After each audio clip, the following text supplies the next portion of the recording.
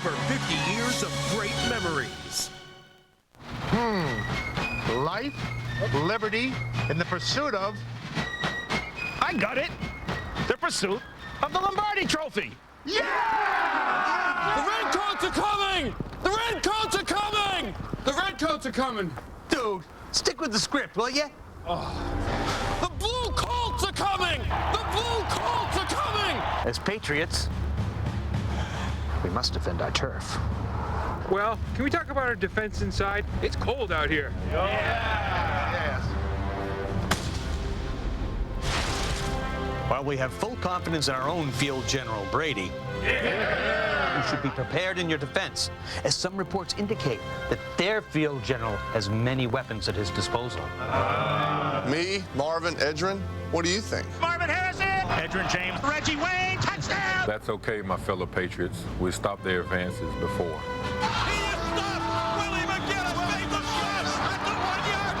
Trust me, we'll be ready today. How shall we know how the enemy is advancing? We'll use the lanterns in the Old North Church. 1 if by land, 2 if by air. Now that's revolutionary. I have full confidence in our defense. If we can win this battle, we can declare our independence, decide our own destiny, and choose the soaring eagle as our symbol of liberty. Yes. Sam, didn't we ask Franklin to do something about those gentlemen from Philadelphia? Yes, he said, depending on how they fare against the Southern Fellows, you won't have to worry about them for at least 2 weeks. Super. Now, can any of my fellow Patriots tell me why this battle is so important? This is for a chance to play in the Super Bowl. Very good. But what if it's so cold that the church's shutters won't open and we cannot see the lanterns? Then we'll go back to how we usually get all of our pertinent information. We'll watch the NFL Today.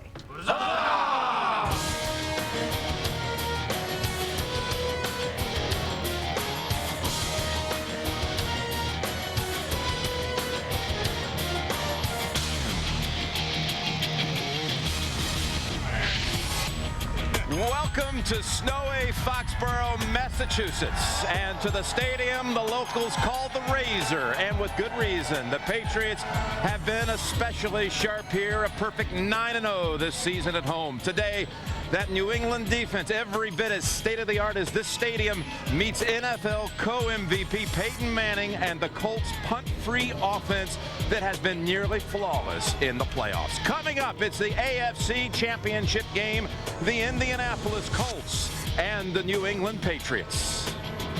Mother Nature, so often a factor here in Foxborough, is at it again today with sticky snow falling all day and expected to continue through the afternoon. It adds a touch of surrealism to this championship game setting. A Snow Bowl on the road to the Super Bowl. And hello, my friends. Jim Nance, delighted to welcome you to our special AFC Championship game edition of the NFL Today, presented by Southwest Airlines, getting set for that title showdown between the Colts and the Patriots. Today, the Lamar Hunt Trophy and a trip to Super Bowl 38 down in Houston, Texas are on the line. I'm so pleased to be joined here by my teammates, Dan Marino, Deion Sanders, and Boomer Esiason. Welcome, Good guys. to see you. Welcome right here. How was your week, Dan? Anything new in your life? No, it wasn't very exciting, actually. Coming out there. Hey, congratulations. The new head of football operations for the Miami Dolphins. We're going to miss you, my man. Well, you know what? It's a great opportunity for me, something I was thinking about doing for a long time since I've retired. Get to go back to the place. I played 17 years there, so I'm excited and looking forward to it. I'm going to miss you guys. I want to apologize officially. A couple weeks ago, I offended you. I said that you called Mr. Huizinga Mr. Huizinga. Mr. Jones? I just have one question for you, really, Dan. Is that a spot for him in your organization? Hey, but I'm happy for you, Dan. You know what? Opportunity for the players to choose within our own. You're going to do well for us. And give me a job one day. I mean, I will say this. If we win, I can call him Wayne. If we lose, I'm going to call him Mr. Huizinga. There you go, buddy. Mr. Senior VP promises this AFC Championship game will be played in Miami here. I don't know about many years to come. So far, okay, that's nice of you to do that. Right now, it's time for the NFL Today to go on the field, presented by AOL. First, we head upstairs to the broadcast booth, where Greg Gumbel and Phil Simms are preparing to call today's championship game. Take it away, gentlemen. All right, thank you, Jim. And we're going to do today what everybody else has been doing throughout these playoffs, and that's talk about Indianapolis quarterback Peyton Manning. It is hard to envision another quarterback who is more in command of his offense. Much is being made about all of the gyrations that he goes through. You and I have spec'd it out, and you think you got it figured. I think I have done it, Greg. And what we did, we took a play from the Kansas City game. Peyton Manning was trying to get the Chiefs defense with too many guys on the field. He couldn't do that. So there's still a lot of time. Tom Moore gives him the call in his headset or in his helmet. He tells Reggie Wayne what route to run. He tells the rest of the offense, here's the play, gets them in the right formation, changes his mind, gives Reggie Wayne another route to run. Now he's going to tell the offensive line who to block in case they blitz. Let's get in the shotgun. Tell Adrian James who he's going to block, what route to run, and look, all that done, he still has 6 seconds to go, takes the snap, and throws the perfect pass for the touchdown. And, you know, so much has been said. Peyton Manning has been absolutely perfect in the postseason so far. The numbers are terrific. We talked to him last night about the play that we just showed you. He was pretty non-committal about it, but he did go, that's one of my favorites. Hey, it worked, didn't it? You know, Peyton Manning is playing like the MVP that he is. He's playing like the Pro Bowler that he is. The question of the day, can it continue against a very good New England defense? And that is the question to be answered. Let's go down on the field and Bonnie Bernstein. Bonnie. Well, Greg, we're going to switch gears for a minute and talk about Brandon Stokely, the Colts wide receiver. This might be the most trying week of his entire life. You probably heard by now his month-old son, Cameron, sent to the hospital on Tuesday, diagnosed with a case of bacterial meningitis, a very, very serious illness. But great news to report this morning. I just spoke with Brandon. He told us his son's been improving steadily over the last few days. Not out of the woods yet. He'll need to stay in the hospital 2 weeks. Doctors will do a series of tests next week just to ensure that there's no fluid on his brain. Now, as for Brandon, obviously any father would want to spend the week with his son in the hospital, but he did say it was good for him to get away for a little bit. He said, my son is hooked up to so many tubes and so many monitors. Every time I heard a beep go off, I went into panic mode. Nonetheless, back to the game. An extra study session for Brandon last night. He reviewed the practice tapes from the practice he didn't make, went over all of the new hand signals that Peyton Manning has in place, and Stokely said if the Colts have it their way, look for him to get an awful lot of action today in the slot. Jim, will send it over to you. All right, thank you, Bonnie. Greg and Phil, we'll see you all a little bit later on. And a reminder, you can catch highlights from the NFL Conference Championship games at AOL. You would think this weather would make it advantage Patriots. For what it's worth, dome-based teams such as the Colts are 0-7 in outdoor championship games. But it turns out that some players actually look forward to battling the elements.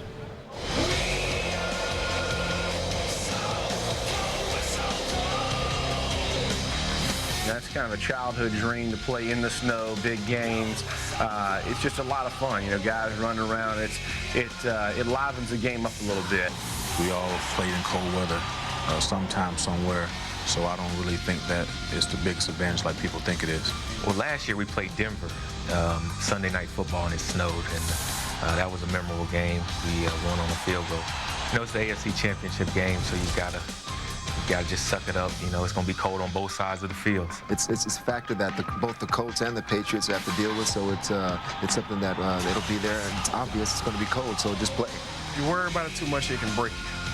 You know, it's just something that they're going to use to their advantage. They've been using it, you know, all towards the end of the season. It's like a 13th man for them, you know, but if we just do what we do, just not worry about the outside stuff, the cold weather, and just play our football, things will work in our favor. And again, it's not that it's that cold. It's about 30, but it's just wet and it's snowing. What about these conditions here, Dan? First of all, you know, this is one game to go to the Super Bowl. So I'll tell you what, I don't think they're worried at all about what the conditions are. I was on the field a little bit earlier. It is muddy and it's going to be slippy. And for the Indianapolis Colts, they're a team that runs an offense that's based on timing and getting good releases. So I think it might affect them as far as, you know, their timing is concerned. Both teams are going to have to battle the elements. You got tremendous matchups. Manning versus Brady, Law versus Harrison, Dungy versus Belichick in the mind game. But the biggest matchup today, Vinatieri versus Vanderjagt, who's 96 straight. Which kicker comes out and put that plant foot in and get a solid stance to kick the field goals? Because there's going to be a lot of field goals in this game. That's the team with the edge. You know, when I woke up this morning, I was like, wow, this is great. I would have loved to have played in this kind of weather. I always think it's an offensive advantage because you know where you're going, and it is going to be slippery out there. The thing that bothers quarterbacks more than anything, Danny, you and I both know, is the wind, and it's not that significant, about 12 miles an hour, a little bit of a gust here and there. I think really it's going to affect Ken Walter, the punter of the Patriots. He's 31st in the league in punting, and I know that sounds ridiculous, but I'm telling you, he could put them in a deep hole today if he doesn't have a good game. All right, Boomer, now it's time for the Nextel question of the day. What will be the matchup for Super Bowl 38 in Houston? You can vote Carolina, Indianapolis. Do you like Philadelphia against the Colts? How about Carolina, New England, or Philadelphia and the Patriots? Cast your vote. CBSSportsLine.com/Nextel, and we'll have the results coming up at halftime. Still ahead, we'll have quick hits and a whole lot more on the NFL Today. Peyton and the guys will put up the points. And we'll do our best to make the scoreboard look lopsided. It's high power. They're explosive. I don't think you can really stop them. Just try to slow them down. You want to see something wild? And the drama continues. We'll take a look at our season. And the Panthers have pulled it out in overtime. Exciting finishes. That's what these Panthers are all about. To be in a position where obviously you can write your own ticket to move into the Super Bowl and complete your dream, that's a wonderful feeling. Today is presented by Southwest Airlines, proud sponsor of the NFL and official airline of Super Bowl 38. Back here live in Foxborough. Kevin Falk of the Patriots out on the field. And we saw Peyton Manning a moment ago also going out to warm-ups. Time to take a couple of quick hits, gentlemen, on some hot topics. And this week was a bonanza for second-guessers and Monday morning quarterbacks. Boomer, what was the worst decision in last week's divisional playoffs? You got Martz not going for the win in regulation. Mike Sherman, a couple of questionable calls. Favre's pass in overtime. What about it? Well, I'm going to tell you right here, Mike Martz is the easy topic, I think. Everybody realizes how, how he played at the end of the game, and that was just completely off balance. But I think the worst decision of the week was the firing of Ed Donatel, the defensive coordinator of the Green Bay Packers. They threw him under the bus. He didn't throw the interception at the end of the game. He didn't elect not to go for it at the end of the game, and he also did not elect to go for it at the end of the half. So I think you throw your defense coordinator underneath the bus. I think that's the worst decision. First thing you started off, he didn't throw the interception. So are you saying that Brett Favre, that pass that he threw with that bow on it to Ron Dawkins? Yeah, well, yeah, that was a bad decision, of course, yes. So say that. I did say that. All right. But, all right, don't worry about it. Anything to get on Brett Favre, man. You're unbelievable. I love Brett, man. Okay. I love Brett. All right, Dan, you're up as we saw Peyton Manning taking the field here for the first time. Dan, 6 new coaches in the league now. Who has, do you feel, the most pressure next season? Well, there's always pressure on these coaches, and you look at Jim Moore there, you got Malarkey right there, and there's pressure on them to win right away. But for me, Joe Gibbs is going to have the most pressure of any coach because of just what he's done in the past. He has three Super Bowl wins. He's been a great coach. He's coming in there to be the savior to Washington Redskins, and his owner has a history of not keeping a coach around too long. I have to disagree. I think it's Tom Coughlin going to the New York Giants. I mean, this guy with this military mentality back from the old school. I don't know who else was he a candidate for? And I don't know if Buffalo, these guys maybe, from New York are going to go for this hard-nosed thing. And I can't wait to see him in a press conference in New York after the badgering from the New York media. I have to disagree. I think it's Jim Moore. He's got the great Michael Vick, and Mike Vick has got to stay on the football field. Everybody's going to expect them to turn it around. That's an old story, man. Hey, Dion, quarterback controversies. We know in the offseason we'll be talking about Warner or Bolger. We even got one down in Miami, Greasy, Fiedler. What do you think? Which one's the one to watch the most? Executive of the year. The best quarterback decision, I would have to say, down there in Cincinnati, Kitna and Palmer. I mean, Kitna had a great year, but, they didn't go to the playoffs. So you extended a lot of money to Carson Palmer. You got to put that guy on the field. I absolutely agree with you right there. Something I changed my mind then. If he's a No, I agree with you. That's fine. You're right in the right city, Cincinnati. Dan, you care to weigh in on that situation down in Miami? Don't say anything, man. Don't say nothing, baby. Please. That's it. One word. All right, guys. Still ahead on the NFL today. We will be live on the field in Philadelphia, where the Eagles are confident that the third time will be the charm. And next, Marcus gets some answers from the Colts' questionable defense.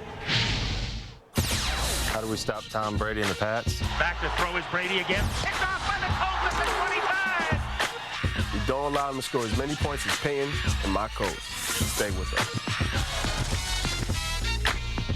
In NFL Rewind, Willie McGinnis goes from hurt to hero in the Patriots' Week 13 goal line stand against the Colts. The injury, you don't really know if he was hurt or wasn't hurt, but the bottom line is it wasn't hurt bad enough to hold him out. When he came back in, he performed. I would never fake an injury to come off the field and miss 2 plays, you know, during a game like that. Manning brings him up. Deep back, James gets the call again. Cuts it back. Fighting, spinning. No, he didn't make it. Here's a 2nd down and goal at the 1. Length of the football. Manning turns, gives to James, trying to hammer left side. He didn't make it. Manning, fade. Moorhead, right side. He got denied. Any penalty flags? No! Covered by Tyrone Poole. 4th and goal at the 1. Manning turns, gives it to James. Straight up the gut. He didn't make it. McGinnis got him, and the Patriots are going to win. Everybody wants to know, why are you so down? Why are you so disappointed? I mean, it's not just the 3-hour game that makes it hard. It's everything you put into that week, and you come up short. I guess he thought I was in coverage, but I was just baiting. I wasn't. I was coming hard, and they happened to run it. I just went right into Edgerrin and made the play. For more, go to NFL.com, your official source for NFL news. And welcome back live to Foxborough, the NFL Today, and there he is, Tom Brady, without an interception thrown at home this entire season. Flawless. 295 attempts at home, going back to last season without a pick. And we saw that Willie McGinnis and that great goal line stand, that defense that came through in that first matchup with the Patriots, that miraculous recovery by McGinnis. Now on the flip side, Marcus Allen looks at whether the Colts defense can stop New England today. He is hit and gone down again. How much passion, how much intensity, how much desire is this game going to take? I mean, it's going to take a tremendous amount of energy. Energy level has to be, up to the roof and past it. Great play. Let's get another one. Got 11 guys out there. Someone's got to whip their man and make a play, because they're not a team that makes mistakes. They make you beat them. The last time you guys played the Pats, you gave up 38 points. That can't happen again. Oh, definitely can't. Definitely can't. How do you guys rattle Tom Brady? He seems to be unnerved. What we want to do is we want to make him guess. We want to disguise more, hold your disguise a little longer. When we did that in the second half of the first game, he had trouble against the disguises. He was thinking he was reading one thing, but we were being something else. I mean, we have to understand that, they do pass the ball, and they do that, and that's our strength against the pass. The Lions hurt. That's it. The Lion hurt right there. His defense is less about execution and more about passion, desire, and attitude. I think tackling is more about passion and desire to me.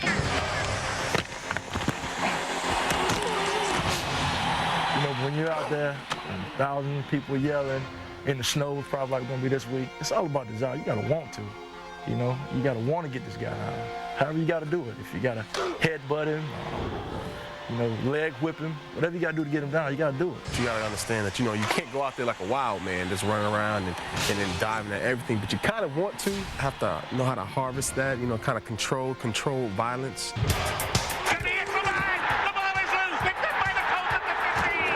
I guess you would call us blue-collar workers. We're league minimum, free agents, or whatever you want to call us. Right now, most of us are just now starting to make a name for ourselves. Does it bother you guys when you guys are seen as the Achilles heel of this team? Oh, no, we don't look at it like that. We know that we have a great offense, and we want to be the defense that the offense can rely on. Like if they have a turnover, then we want to go to Peyton. Like, don't worry about it. We're going to get the ball back for you. It's only after you've lost everything that you're free to do anything. This is your life. This is your life. This is your life. This is your life. Doesn't get any better than this. Defense is just an attitude. Nobody gave us a chance to go down. Tampa went on Monday night.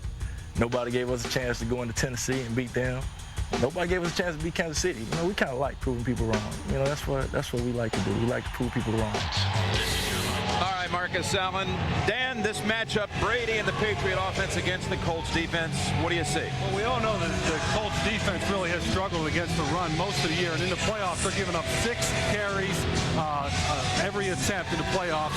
And when you look at New England, they're going to try to run the ball early, I believe, because last week against Tennessee, not known for a running team, they ran the ball 97 yards on a #1 rush defense in the league. I think they're going to be patient, try to run the ball early, and that'll keep Peyton Manning off the field. Woo! Metallica sounds good. You didn't know I knew nothing about Metallica. That's right. I'm versatile like that. New England doesn't want to run the ball. They want to throw the ball. Hold those secondary guys you saw in that feature from Indy, they're going to have to come to play because the only guy that Ron Meeks can truly count on, defensive coordinator in Indianapolis coach, is Dwight Freeney, the defensive end. But the secondary, they need to sit back, bad conditions, sit at 10 yards, and make these guys make something happen. Antoine Smith, Kevin Falk, Larry Sanders are going to have a big game rushing the ball, and the reason being is because of the way the Colts play defense. They're so high-strung, up the field.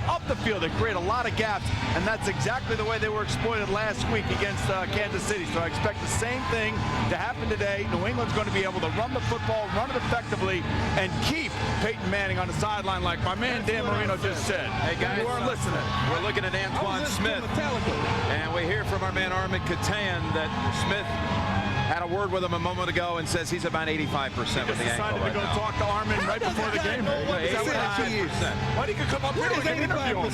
I don't know. That's right from Smith. This is not a test. What 85%? Was that a reminder to go, man? You can get the latest conference championship game news and find out more about Gridiron Grades presented by T-Mobile at CBSSportsLine.com. Smith didn't even play in the first matchup at Indy. Deactivated. Still ahead on the NFL today, a look at the Panthers, whose last-minute heroics have turned them into the cardiac cats. Plus, Leslie Visser tells us how the city that gave us Rocky 1, 2, and 3 plans on a knockout sequel later today. We're in the championship game again. They say 3 strikes and you're out. But it's just 1 win. We're in the Super Bowl. Stay tuned. The NFL Today is sponsored by Southwest Airlines. Friendly, nonstop service all across the country. Southwest Airlines, a symbol of freedom. Wachovia Securities. Together we can achieve uncommon results. And by GM Hot Button. Have you pushed the hot button yet? Nance, Dan Marino, Deion Sanders, Boomer Esiason, NFL Today. And we are back live here at Gillette Stadium. My guys, I could tell when they start playing the music and they start warming up, you guys miss this so much. Is this Killer Mike Luzis? Don't you dare. Killer Mike? Yes. I knew who that was. Atmosphere is unbelievable. Hey, later today, Carolina and Philadelphia will face off for the right to represent the NFC in Super Bowl 38. 13 of the Carolina Panthers games this season have been decided by a touchdown or less, with Carolina winning 10 of them, including 8 on their final possession.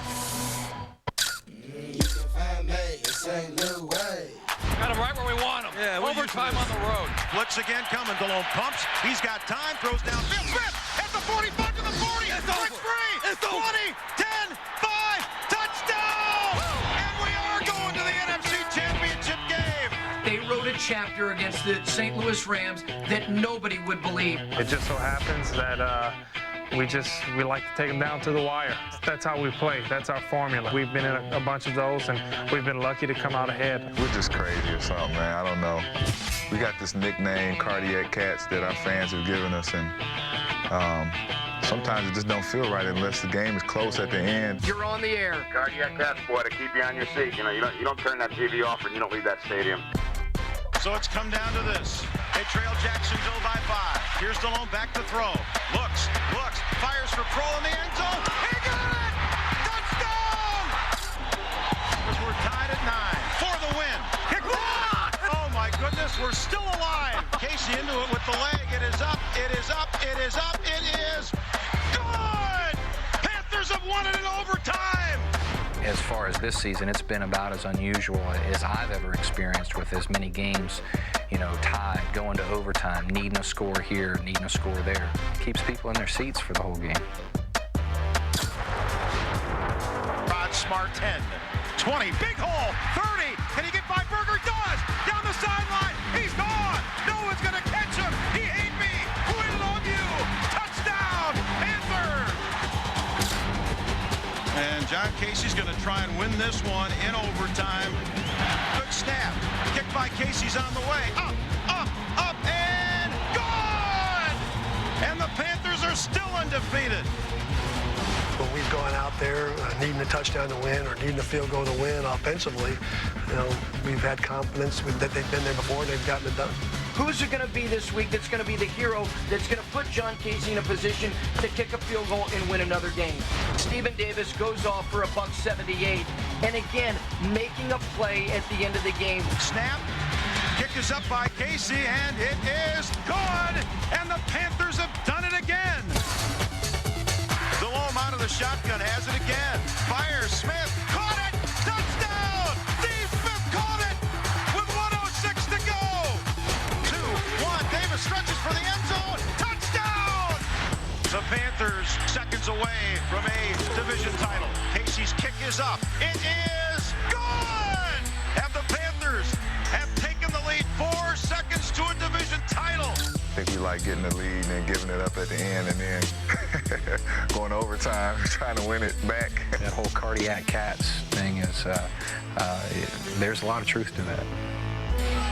You know, this thing with the Panthers in overtime, they've gone to overtime in 5 of their 9 road games this season, winning 4 of them. Have you ever seen anything like this, Boomer? Well, not really. And when we had John Fox on earlier in the year, he told us how proud he was of Jake Delhomme and the confidence that he exudes to the rest of his teammates. It's all about everybody playing off the quarterback, and certainly in Carolina, Jake Delhomme deserves a lot of credit for manufacturing that confidence. All right, let's go live to Philadelphia. The Eagles also prevailed in an overtime thriller last weekend. Leslie Visser is 300 miles south of here in Philadelphia with the latest on this NFC title game. Leslie, what's it like down there?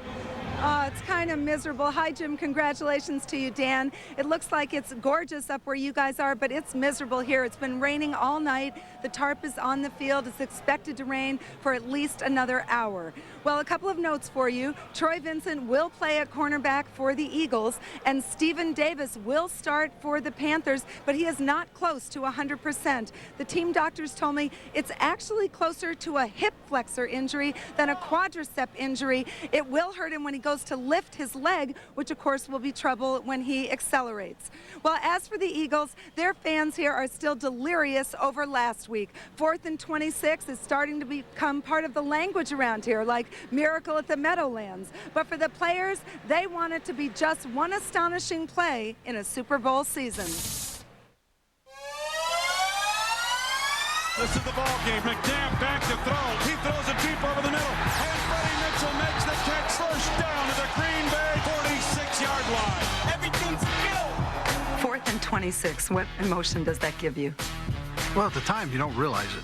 You're kind of caught up in the game, and all of a sudden now you step back for a few days and you go, wow, that was something. After that play, it kind of energized all of us because we had faith, and we kicked the field goal. I mean, it was all she wrote after that. But at the time, were you thinking, oh, we got a lot of 4th and 26 plays? No, I was searching. we don't have a lot of those on the, on the game plan. I knew it was going to be huge, and it was kind of like slow motion to me, and it was just like, man, I just got to focus and just put my hands out there and catch it. I've been making plays like that all year. Now everybody sees it. Do you think this is a defining moment? Could be. It's going to be a big moment, but for it to be a huge, one-of-a-kind type of a moment for this franchise, I would think that we would have to take it all the way. What's going to be 4th and 26 if you don't make it over this hump? Nobody is going to be like, 4th and 26, who cares? You didn't make it where your goal was supposed to be. It's the Super Bowl.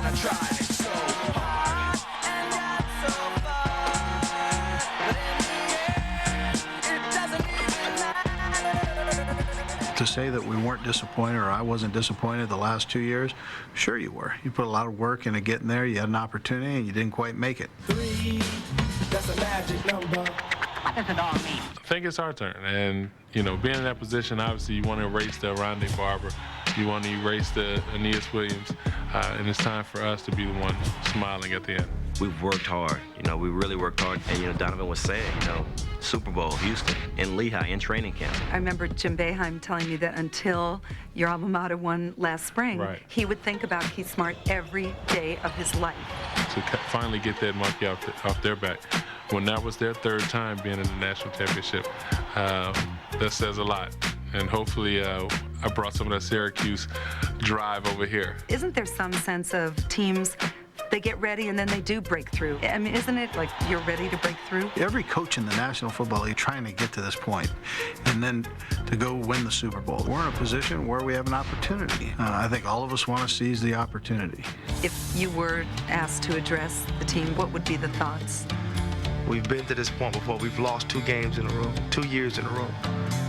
And we need to go into this game without any type of fear, without any type of doubt, we're not going to have what happened 2 years straight happen to this team again. So whatever you need to do for this game to get yourself ready, let's get it done.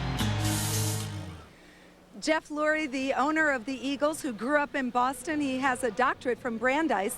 He told me the feeling he had on 4th and 26 was the same as when he was a kid and Havlicek stole the ball. It was just indescribable joy. Well, this is also a day of emotion for the Carolina Panthers. Today, under their uniforms, they will be wearing a T-shirt with the numbers 51 and 58 in honor of Sam Mills and Mark Fields, two Panthers who you may know are battling cancer. Jim, there will be plenty of emotion on this field today. Boy, no question. Thank you so much, Leslie. And again, the big news there, Stephen Davis. We've been hearing all week about it. He is going to start. Dion, what do you see in this game? A big note, Troy Vincent playing for Philly. That's a great thing. Troy, from one cornerback to another. Don't go out there half-stepping playing against Steve Smith. He will embarrass you. You better go out there with all your health.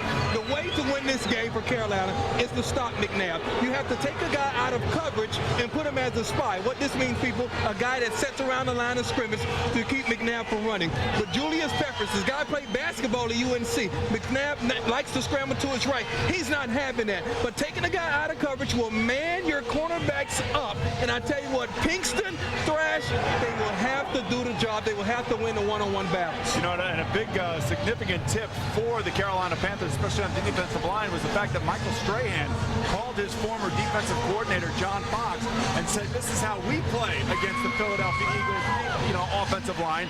And then John Fox went and had a meeting with his defensive lineman to tell him about those tips. So I'm going to tell you right now, they are taking it serious in Carolina, and it is about Julius Peppers and Mike Rucker. They are the ones that are going to have to corral Donovan McNabb. Who's taking a tip from the Giants? Please. Let me ask you a question. Michael I have to disagree with you. I have to disagree with you a little bit. A little bit on the man coverage and then playing man coverage. I think they can get pressure with 4. The defensive line Carolina has.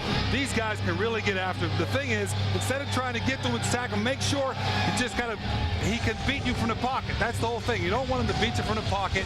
Play that umbrella coverage they're playing. If they can limit him to 50 yards or so, they'll definitely have a chance to win this game.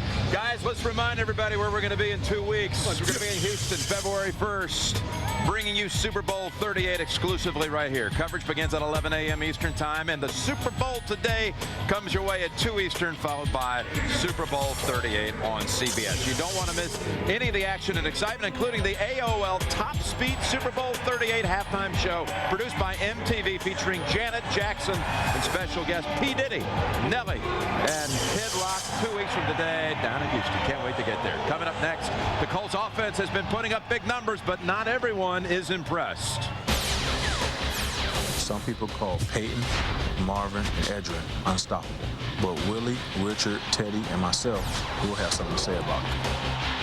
Keep it here. And who's the MVP? He is white hot.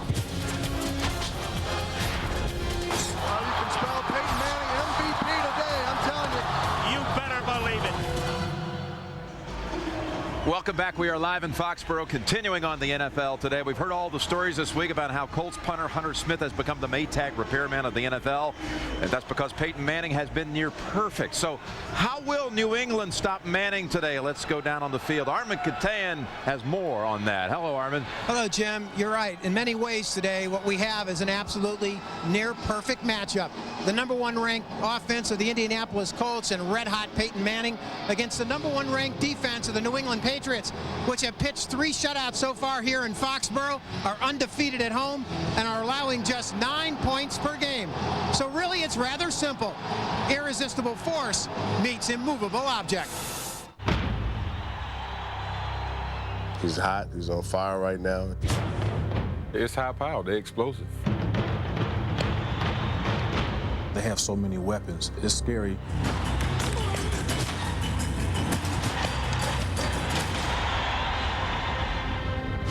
How do you cool them off?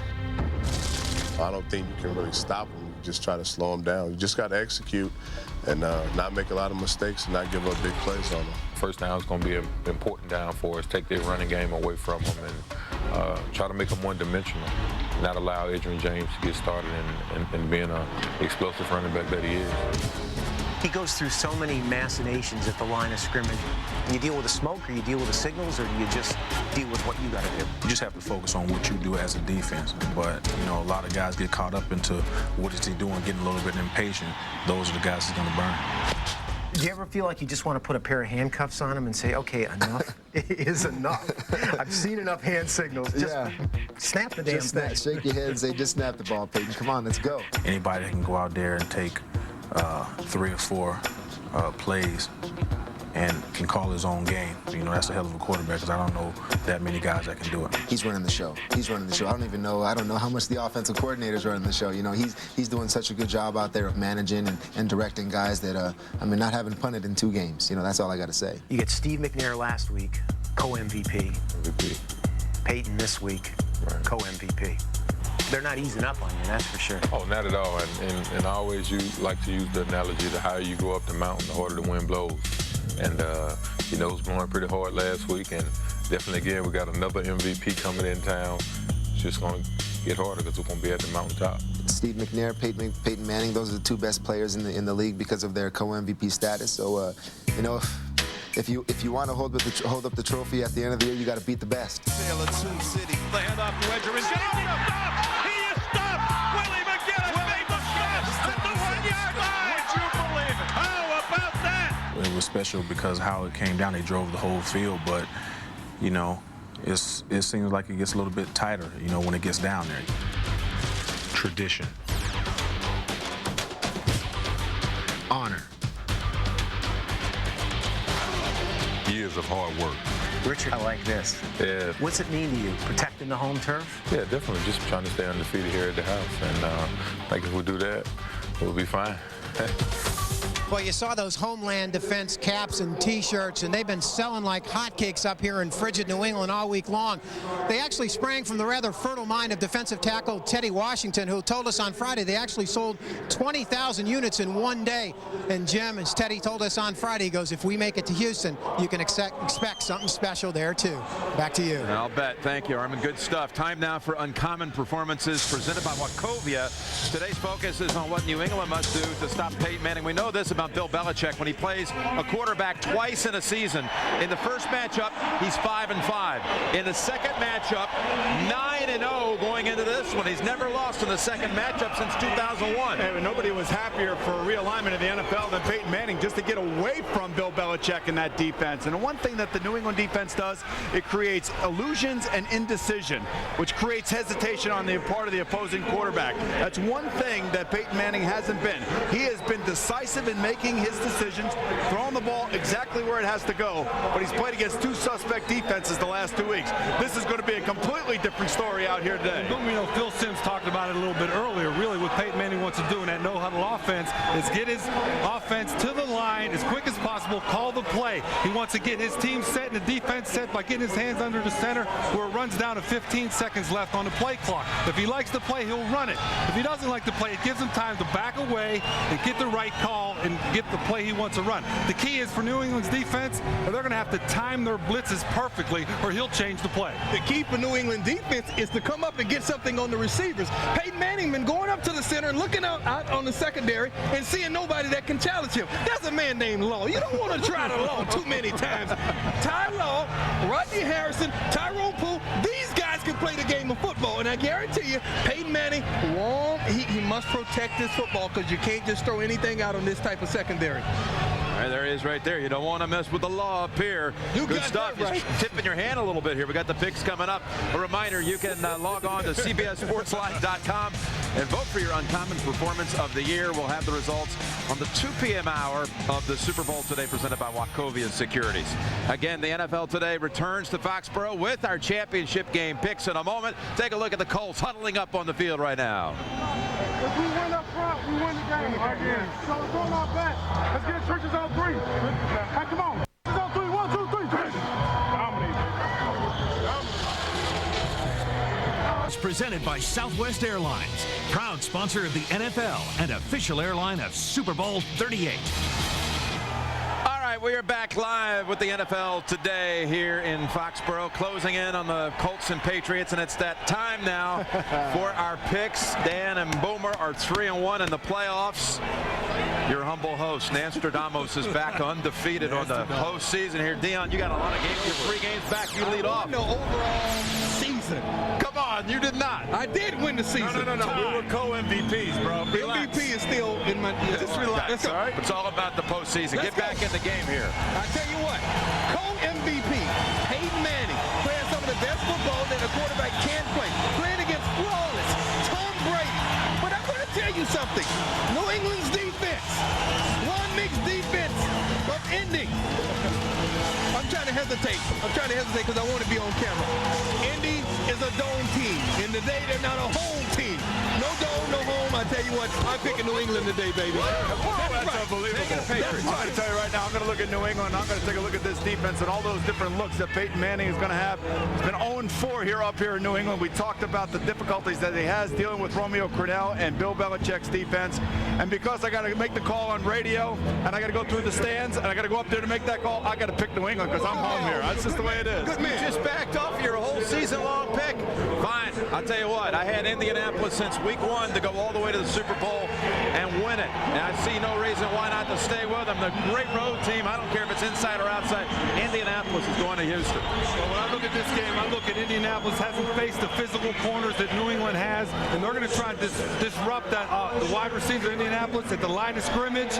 And what I would say to you right there is New England's going to run the ball. If they're able to run the ball, keep Peyton Manning off the field, New England will win the game. And I'm picking New England. You're taking New England. All right, I'm not there alone. Guys, we'll pick the NFC game at halftime, but a final thought, what you see here today.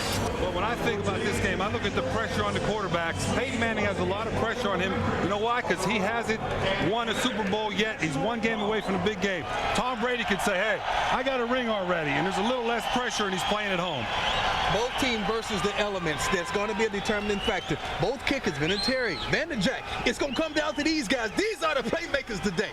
I still say this. I'm telling you, Ken Walter, the punter for New England, has been suspect all season long, ranked 31st, and it's about field position. And if he has a bad game, then you're going to have your Indianapolis Colts in the Super Bowl. I can't wait to see what Indianapolis does with its first possession. Interceptions that is going to be so critical, setting the pace for this game here today, the way they have been unstoppable in the first 2 playoff games. It is time for our national anthem, and for that, we're going to send it over to our public address announcer, John Rook.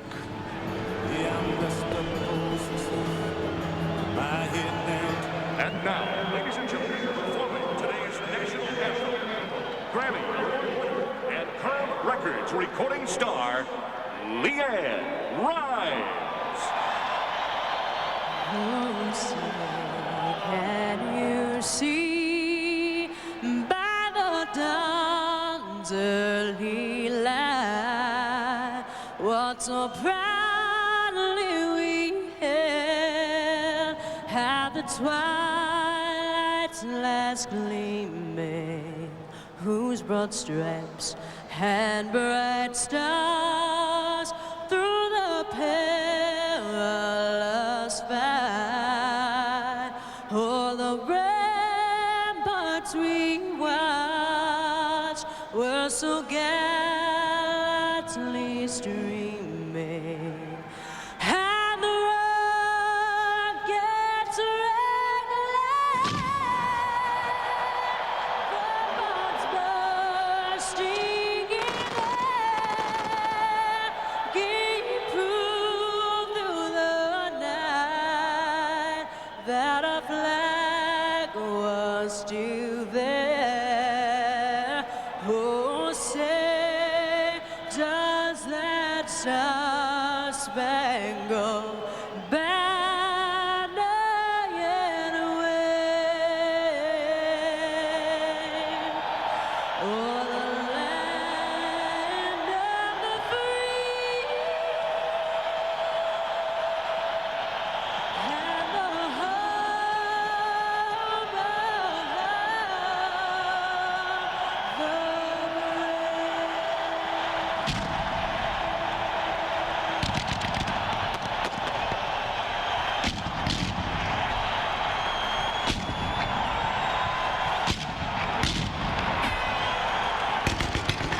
What a scene this is going to be today. The AFC Championship game framed against a snow-covered sky in New England. The Colts and the Patriots. We'll see it back here at halftime. And right now to call the action as the Colts take on the Patriots, let's send it upstairs to Greg Gumbel and Phil Simms. Gentlemen. With a trip to Houston and Super Bowl 38 on the line, welcome to Gillette Stadium, the stage for today's AFC Championship game. The Indianapolis Colts and the New England Patriots. And good afternoon, everyone.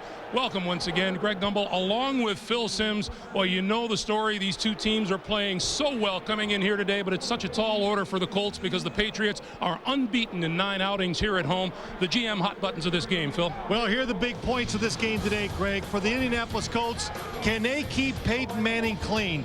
Keep that New England defense from hitting this ground and getting that uniform dirty. That's a big key. For the New England Patriots, don't overlook their offense. So much is said about their defense. This offensive team thinks they can come out, move the football against Indianapolis defense, and score a lot of points. Well, as we said, both these teams are playing well, but only one gets to play in February. A trip to Super Bowl 38 goes to the winner. We're back after this word from your local station.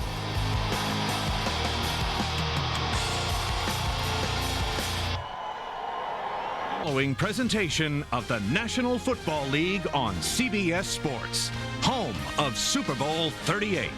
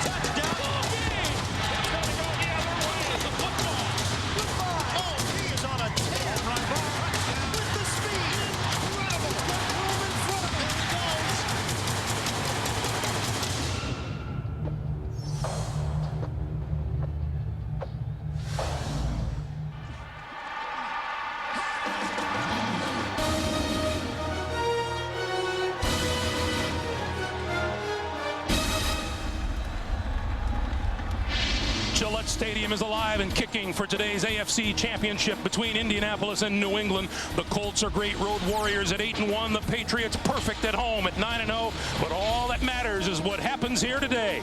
One of these teams is 60 minutes from the Super Bowl.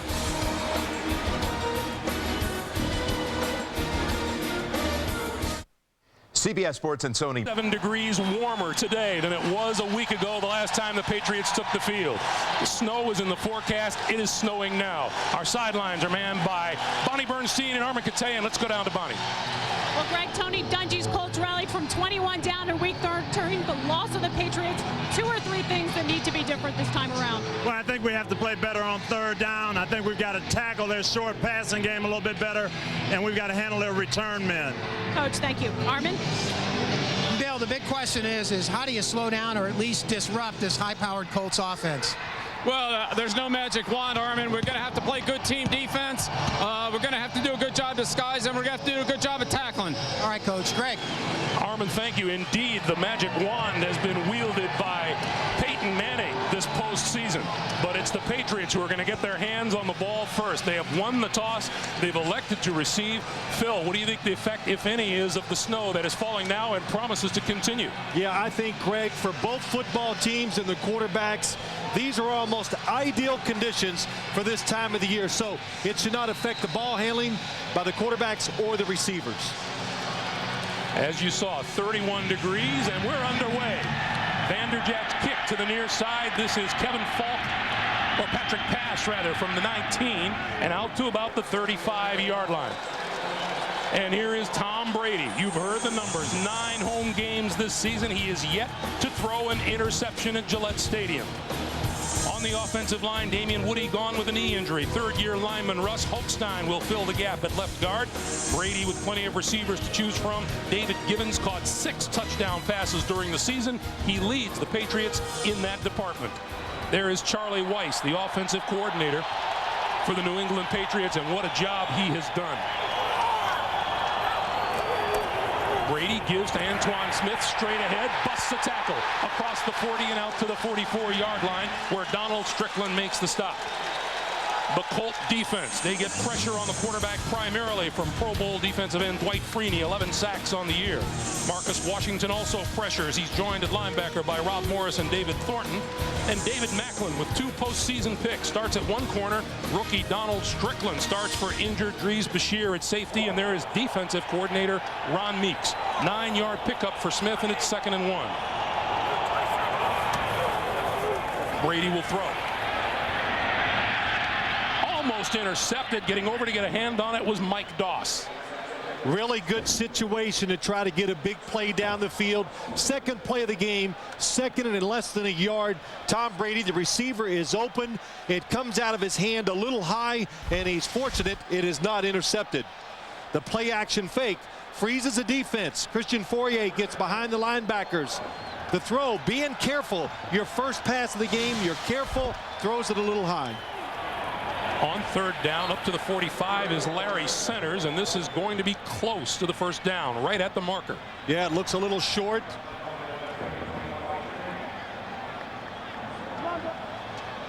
Definitely 4th down. Bill Belichick.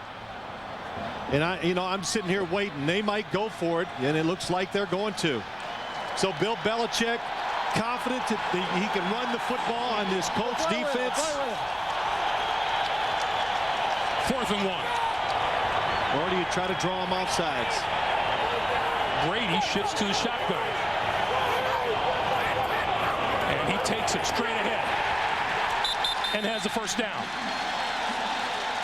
Isn't it interesting? We were talking with Bob Kraft at practice, the owner of the Patriots, on Friday, and he's such a proponent of doing, whatever your coach does, make sure that that's what you want to do, whether it's regular season or postseason. That's right. If you are an aggressive coach when it comes to decision making during the regular season, he says don't change just because it's the playoffs. Now a different set by this New England offense. 5 wide receivers, and every one of them is a wide receiver, not some backs split outside. Line of scrimmage, their own 46.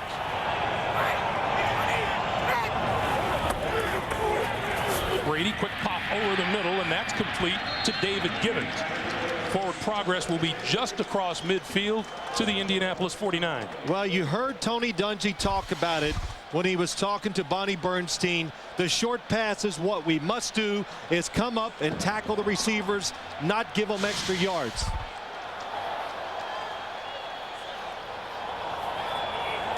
Pick up a 5 on the play, and it's 2nd and 5, and Brady again from the shotgun.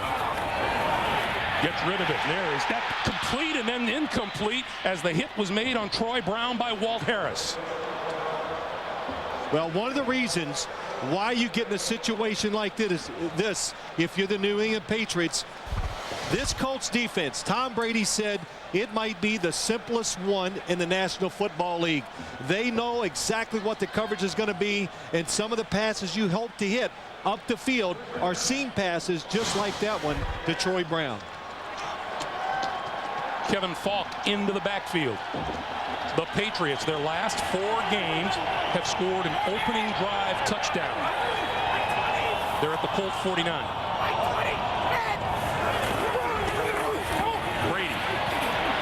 Running out of time, throws far side, and that's complete to Deion Branch, and that'll be a 1st down. Let's go back to Tony Dungy again. We've got to get off the field on 3rd down. Well, the one thing that hurt this Colts team when they played early in the year, they got Tom Brady and this New England offense in a lot of 3rd and long situations, but they gave the quarterback way too much time. Look at all the time, makes a little move. The defense breaks down. That's why the wide receiver is wide open. So they move to the Colt 35. Probably going to be a draw play. They want to run draws against a defense that likes to rush up the field. There it is. Smith breaks to the outside and is dragged down at the 31. And it's not, I know they want to run draw plays. They did it the last time they played Indianapolis, what they like to do, you saw it there. The defensive tackles like to switch positions. They move around. The defensive ends, they want to run to the quarterback. So it creates large gaps up in that line of scrimmage, and draw plays are the easiest way to run the football if you're the New England Patriots. Two tight ends now. And Antoine Smith, the lone back behind Brady.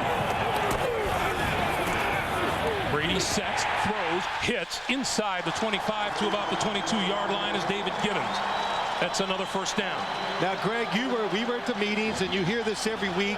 We get to talk to quite a few players, and we talked to Tom Brady. And Tom Brady is not an outspoken player, doesn't brag. And I said, well, what do you think? He goes, Phil, I think we can run it some if we want with draw plays, that kind of stuff. We can throw it. My wide receivers, they could have big days if we just come out and are aggressive and throw the football. 300 passes in a row at home without an interception. And a quick timeout is called by the Colts. They burn a timeout to stop the clock with 10 and a half to play. Scoreless first quarter so far.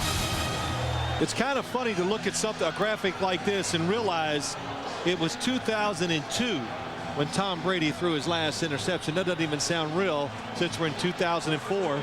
But you look at this. Bill Belichick going for it on 4th down.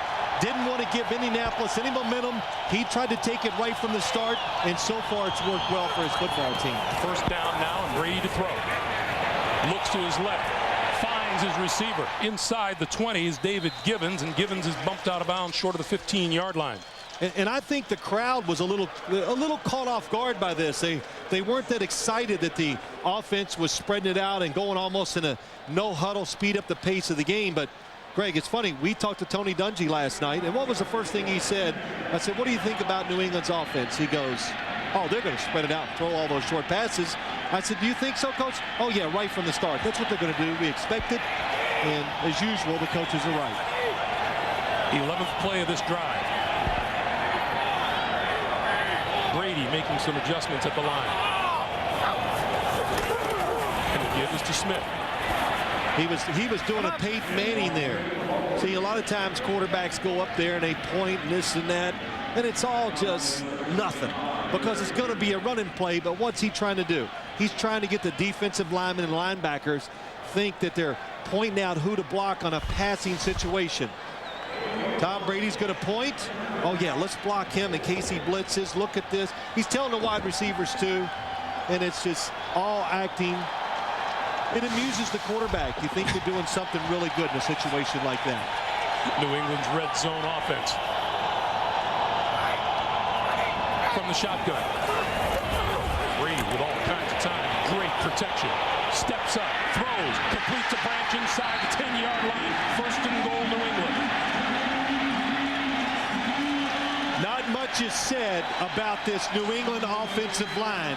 We don't give them enough credit. They have no extra help in the backfield to help in case a defensive lineman gets in there, and that's why Deion Branch is able to get open. He changes his route. Tom Brady has a little movement. Another first down completion. They have lost a Pro Bowler, Damian Woody, to a knee injury. Number 71, Russ Holstein, has stepped in. So far, the line hasn't missed a beat. Two tight ends. Quick pump. Touchdown.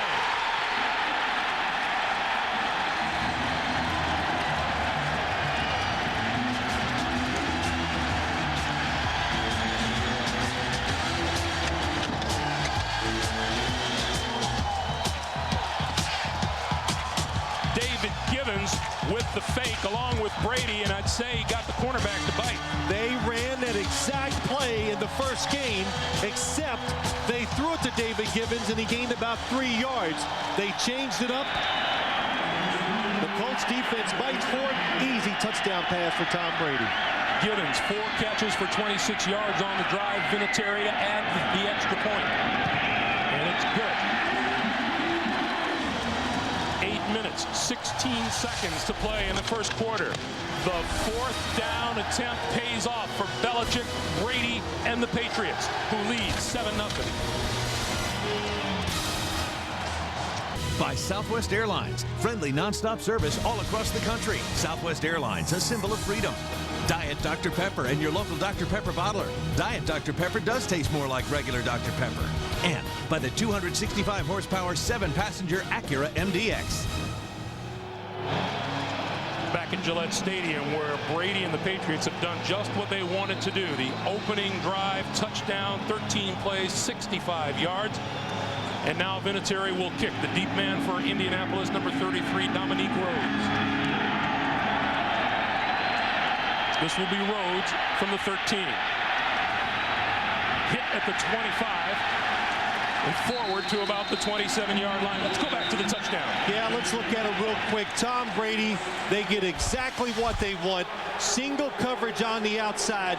David Macklin has no help from anybody else, so he wants to be aggressive. New England runs a lot of those quick screens. He goes up to get it. He's fooled, and David Gibbons, a little of that red dye from the field on the back of his jersey. Looks like war paint. From the 27-yard line, Peyton Manning completing about 79% of his passes in the postseason.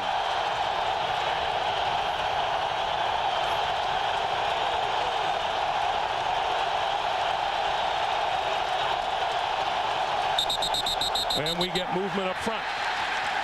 Let's see who gets the blame. Our referee today is Walt Coleman. no penalties by this offense in the playoffs. False start, 64. Well, we have one now. Still first down. We have one now.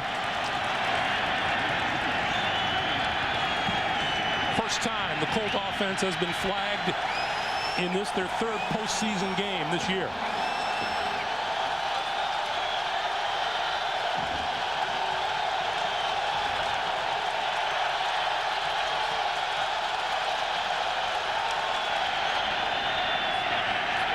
Manning throwing, far side, caught. This is Pollard. Pollard across midfield and out of bounds. Big game by the Colts, first down. The New England Patriots come on a blitz, so Marcus Pollard gets single coverage down the field against Eugene Wilson. And when you're running with the receiver down the field, it's so tough for the defensive back to look back. He never does. Peyton Manning knew it. He threw it behind Marcus Pollard, and they get a big gain. Pollard, 5 catches this postseason, 3 of them with more than 20 yards. That was a 32-yard pickup.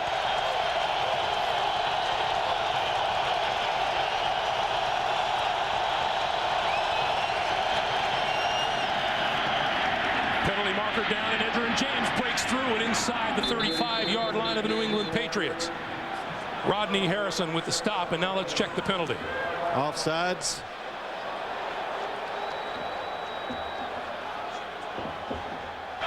Offside, 55, defense. Penalties decline. Play results in a first down.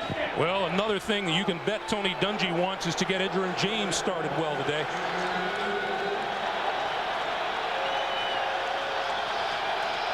Just like that, the Colts are at the New England 34.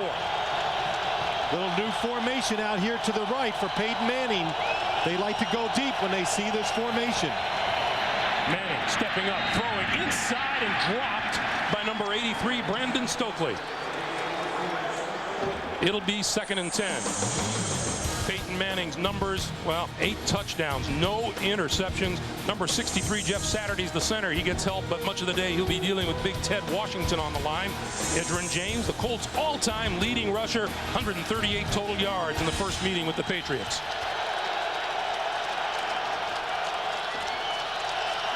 Second and 10. Once again, the Colts stack the receivers on the near side of the field. James, left side to about the 25-yard line and close to another first down. A quick check of the New England defense. Right in the middle of the defensive line, Big Ted Washington, 6'5", 365 pounds. The linebackers, number 50, Mike Vrabel, has had a great season. The Pats sack leader with 9.5. And what a free agent acquisition Rodney Harrison has been at safety for New England.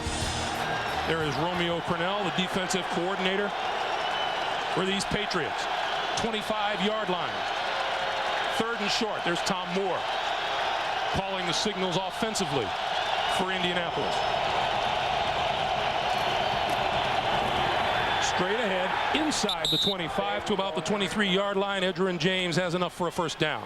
Now, Greg, we had a lot of time to watch the game these two teams played back in November. And when you watch it, there is no question and no New England physically beat up this Indianapolis Colts football team. Even though they scored 34 points, the Colts have their offensive line healthy now. They're different than they were back in November. They're counting on that to be the difference, to give Peyton Manning some extra time to throw the football down the field. Stokely in the slot on the left side. Time winding down on Manning. He gets the snap away, turns and looks the other way, and now he's on the move and throws it away. Seymour and McGinnis pressuring Manning to get rid of the ball. That time Peyton Manning guessed wrong. He was expecting an all-out blitz. They had a play on to take advantage of it. New England fooled him, and you don't fool him too often, but New England's so good at disguising, moving around, you always can't guess right against this defense. It was interesting listening to Peyton last night. He says, I have Tom Moore tell me every 3 plays, watch the corner blitz, watch the corner blitz. Bill Belichick invented the corner blitz from way outside to the backside of quarterbacks, which is one of the toughest to read. James dances through a tackle, 20, 15, diving to about the 11-yard line. Roman Pfeiffer tripped him up. They run the draw play. New England thinking it's going to be a pass. They're going to blitz. Get up the field. Roman Pfeiffer outside. Seymour can't make the tackle. And just like New England's offense did, you come up the field, they go inside, they pick up a first down with the run. So the opening drive, touchdown by the Patriots, and the Colts are trying to answer right back. Dominique Rhodes in the backfield.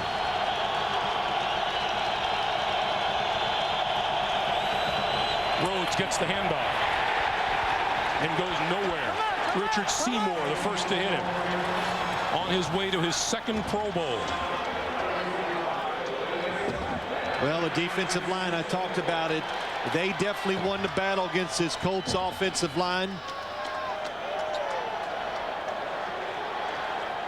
Peyton Manning, Greg, we talked to him last night. Oh, he was confident. Confident that they're better than they were back in November, and confident that he knows he has a good read of this New England defense, and confident he can make those plays down the field. 9th play of the drive.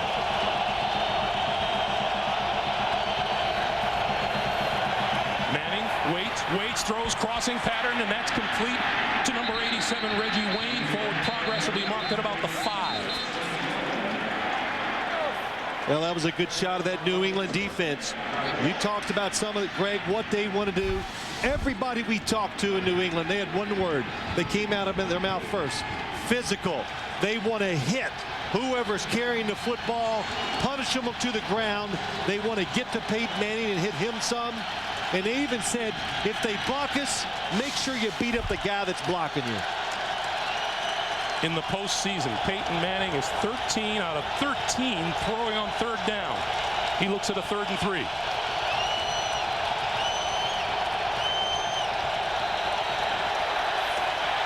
Running out of time, throws towards the end zone, intercepted.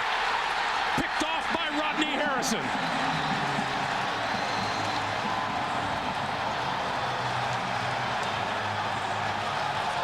Marcus Pollard is uncovered into the end zone. Peyton Manning does not see Rodney Harrison come from the other side to make the interception. Don't just watch the action from the sidelines. Play fantasy sports with games for every level of player on CBS Sportsline. Step up to the plate and join a league or start your own today. Click on Fantasy at CBSSportsline.com. Rodney Harrison's 2nd interception in 2 weeks.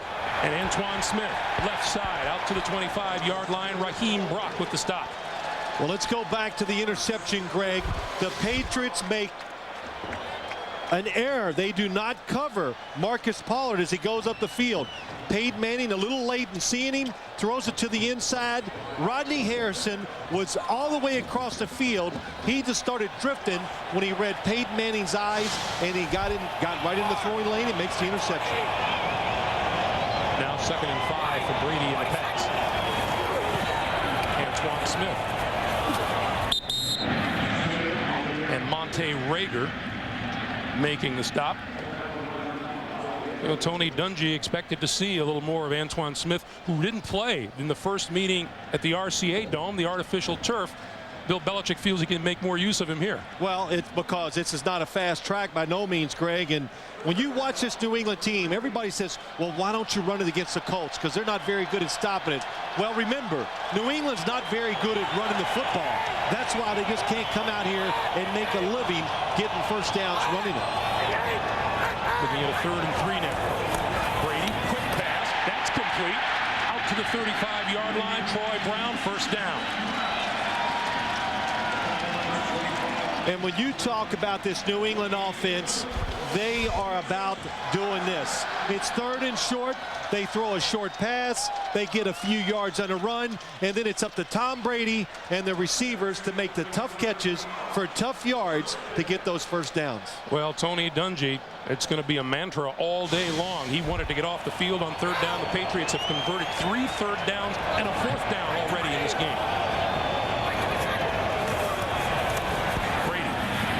Far side, out across the 40 to the 41 is David Gibbons. Tom Brady, except for that first pass he threw of the game where he was too careful, he is smart. Just like that pass, he knows the receivers are going to be open. He's thrown in positions where they're going to make the catch, and a lot of times they have to catch it and go to the ground. And that last pass was a good example of it. Coming up on 1 minute to play in the 4th quarter. 1 minute in the 1st quarter. And a 2nd and 4. Here comes Smith. Across the 45. Out to midfield and a first down for New England.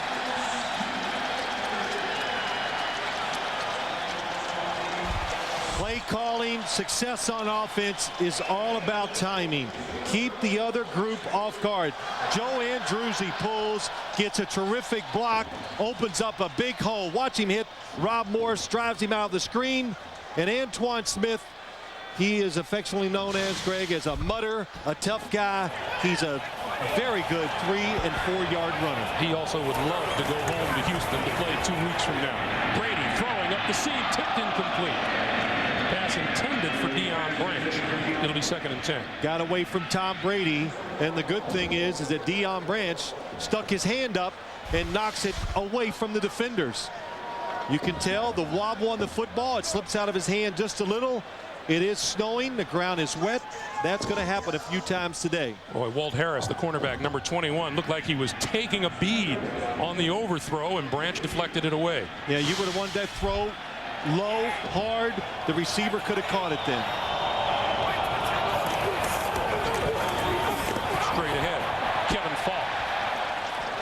And Falk to about the 45-yard line of the Indianapolis Colts in the final seconds of the 1st quarter. There's a pattern, passing situations. Here on defense, look for the draws. That's the end of the first 15 minutes of play here in Gillette Stadium with our score.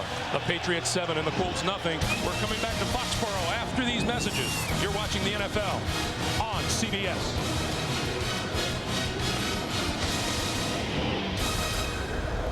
Is sponsored by T-Mobile. Get more minutes, more features, more service. And by IBM, official information technology partner of the NFL. Monday on an all-new Late Show, Dave welcomes MTV's newlyweds Jessica Simpson and Nick Lachey. And later this week, don't miss Matthew Broderick, Kristen Davis, and Ashton Kutcher. Dave's all-new Monday right here on CBS. We've changed direction here at Gillette Stadium. The Patriots moving left to right from the 45-yard line of Indianapolis. 3rd and 5. Brady, short drop, throwing outside, complete to Troy Brown, and that'll be enough for a first down. Tom Brady, last week against Tennessee and starting this game, he is a tremendous short football throwing to the outside. He hits them right in stride. The windows to throw it in are so small, but he puts them right on target. He now goes with 5 wide receivers. Brown, Gibbons, Branch, Johnson, and Ward.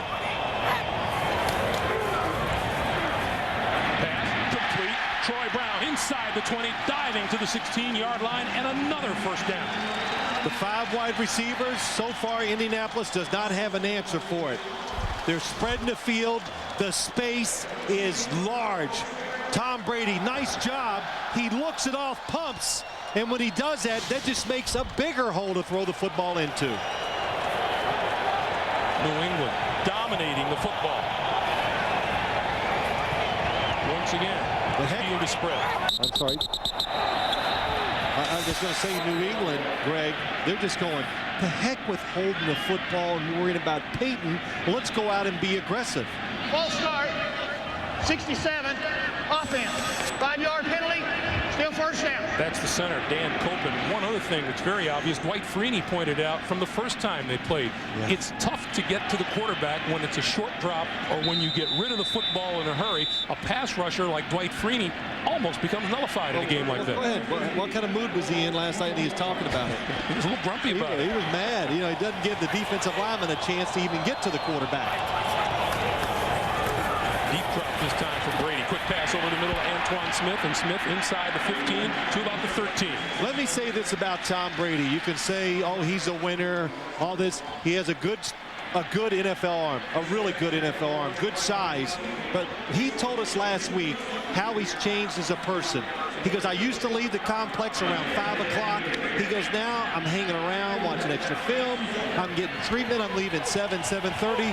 And I wanted to go, hey, now you are committed. You are a football player. Your other life, it's over. On the 2nd and 7, Brady has time. Corner of the end zone and overthrows the intended receiver, Deion Branch. Donald Strickland was there with him. But, you know, Greg, when he told the story to us, I smiled because it takes that kind of a commitment. You have to be singleness of mind. You can't think, oh, I got to get home because I want to go out. I'm single. I need some social life. Hey, there's plenty of time for that. Be a football player. Do what you're paid to do. You're going to do it better because you spend all this time. And trust me, he's a lot happier when he's playing well than when he's not. Here's another big 3rd down for the Colt defense. Faking the draw. Brady throws, and it's intercepted. Inside and dropped. Nick Harper had it and dropped it. And Brady and Chad Bratsky going helmet to helmet. Well, a lot of people think that New England's just getting every break in the world. They are getting some. The play action fake. Watch Troy Brown. He reaches around and knocks it out. You create your own breaks. Dwight Freeney on the outside makes Brady step up. Plenty of room to throw the football. Adam Vinatieri from 32 yards out. On its way and looks good.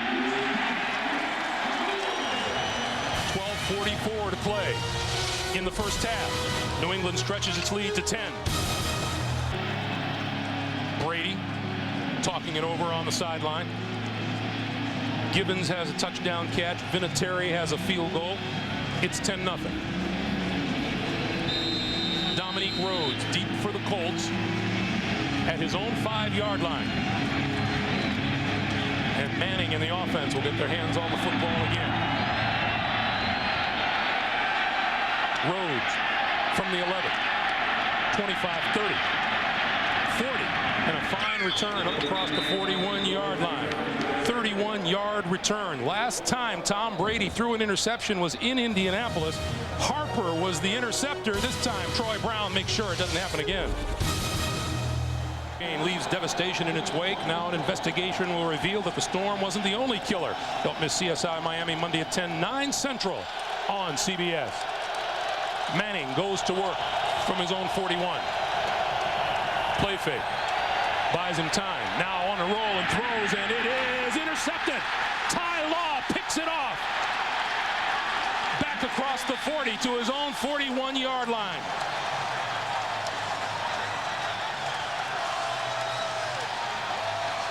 Both interceptions happened the exact same way. Ty Law, 5 career interceptions now off of Peyton Manning.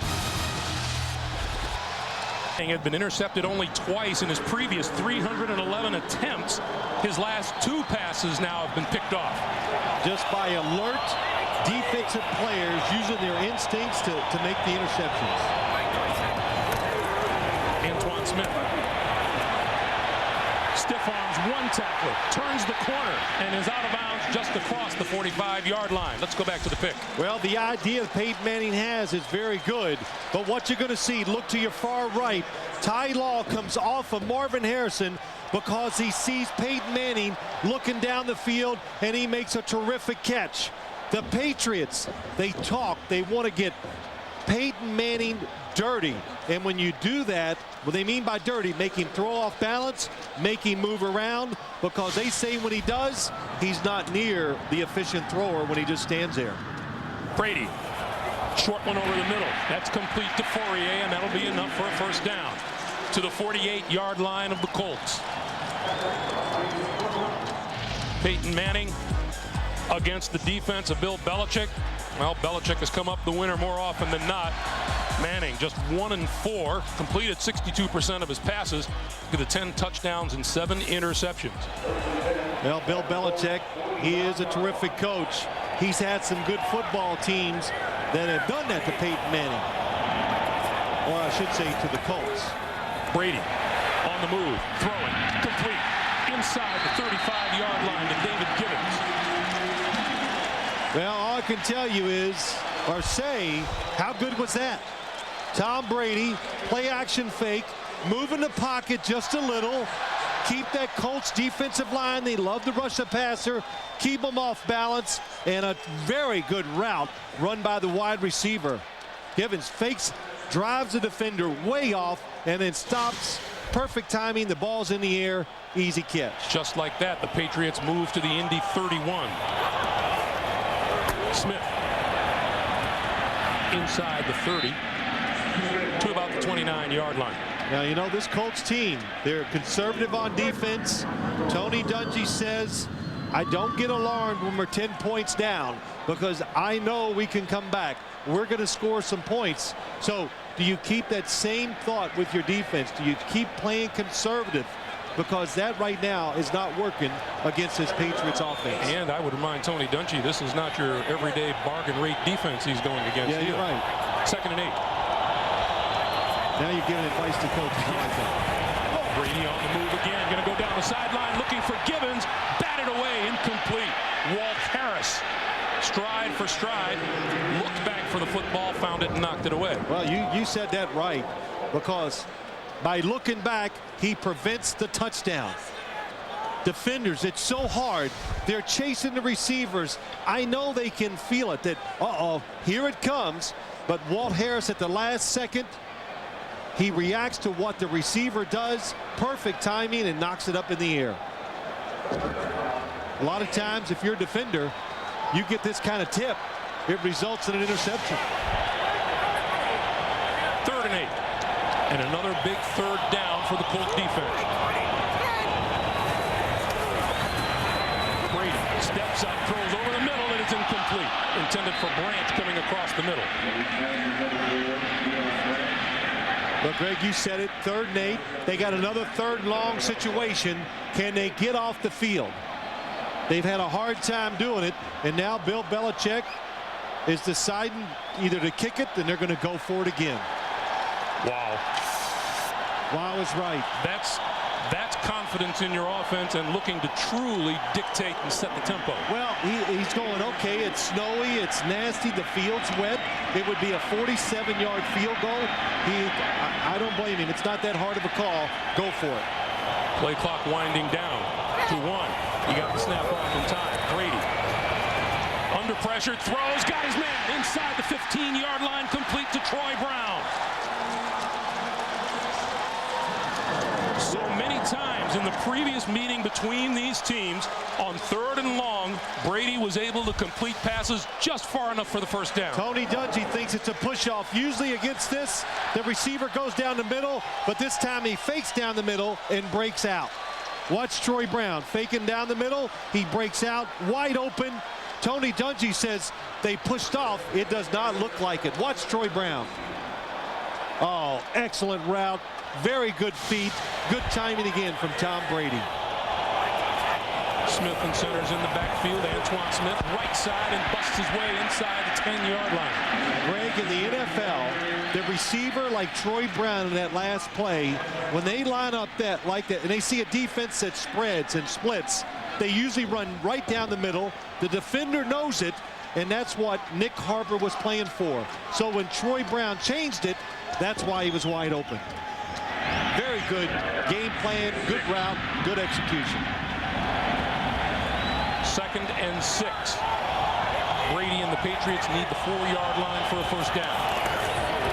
Antoine Smith right side to about the 7. As I watch this Patriots offense today, I think back to last week, the Tennessee Titans. What did Keith Bullock say to us? He goes, oh, we got this, we know this, we got all. He goes, well, it doesn't matter. When you get in the game, they always do the opposite. So that's what they do. They're game planners. They think you might throw a 5-yard out. The Patriots say, we know you're going to look for that, so they change the play. They do something off of that. How the Patriots have performed today on 3rd and 4th downs. It's a 3rd and 4.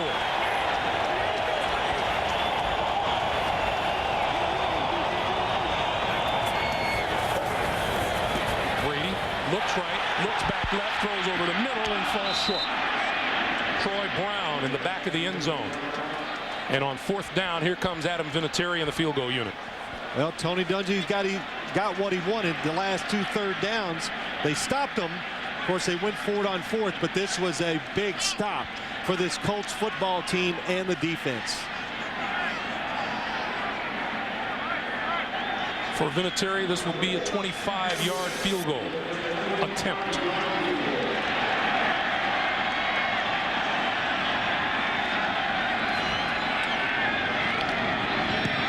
Kick is on the way, and it's good. 8:06 to play. 3 more on the board for the Patriots, who lead at 13-0. Peyton Manning goes back to work after this. Sponsored by Sony, H&R Block and H&R Block Financial Advisors, and by Coors Light, the official beer sponsor of the NFL and Super Bowl 38. Nanook of the North is on hand here today. Well, all right, what would you call it? I was just thinking one thing. I'd like to see you put that on. I'd like to see me put it on, too. Vinatieri to kick again. Dominique Rhodes is deep.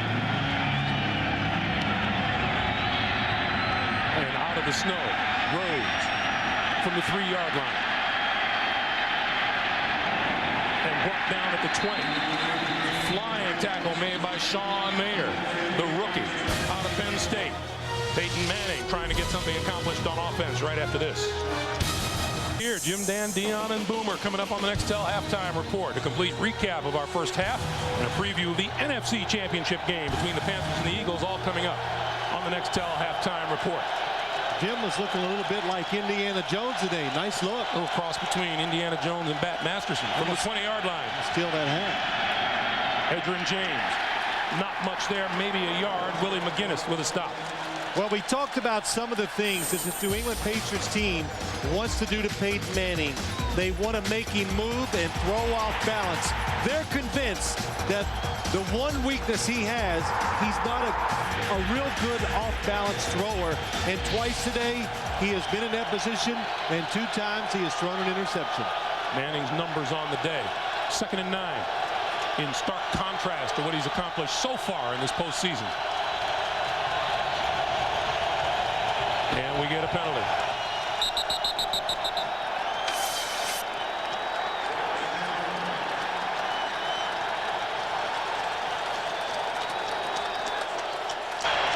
False start, 71. 5-yard penalty. Still 2nd Deem, the third-year right tackle out of Northern Illinois. Well, Indianapolis, Peyton Manning wants to get back his confidence, but you also want to start moving the football to get rid of some of that confidence of this New England defense because of the 2 turnovers. 2nd and 14. Manning with time this time, throws outside, and that is complete to Brandon Stokely across the 20 to about the 22-yard line. Brandon Stokely missing practice earlier this week to be with his wife and 1-month-old son, hospitalized with meningitis. Returned only when he was assured by doctors that there was improvement.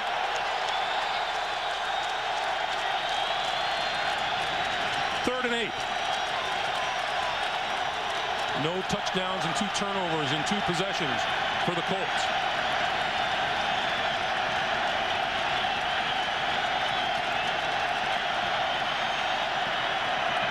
Manning with time over the middle, and that's complete. Number 87 is Reggie Wayne, and it's enough for a first down. I tell you, it takes deep beliefs, confident in your ability, and a quarterback that's had tremendous success in his career. Peyton Manning, after 2 interceptions, not phased, just rips it right in the heart of the defense, throws it into Reggie Wayne. Nice view if you're the quarterback. Nobody in his line of sight, and he makes a perfect throw. First down. On the ground, Edgerrin James. And not much there. You know, it's interesting, you talk about the kind of career he's had. Most of the talk this week, you would think that Peyton Manning just learned how to throw the football and just learned how to operate an offense. There are people who make it sound as if he is just now coming into his own when he has put up terrific numbers over the last several years. Greg, he's on pace to break every single record in passing as a quarterback in the National Football League. But in this day and age, in all sports, if you don't win the championship, if you're not spectacular in the big moment, you're not going to get your due. Down goes Manning. At the 25-yard line, Jarvis Green, number 97.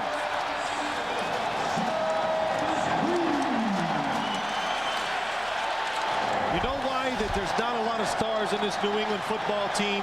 Jarvis Green just beats Rick DeMoline, is because so many different players make plays.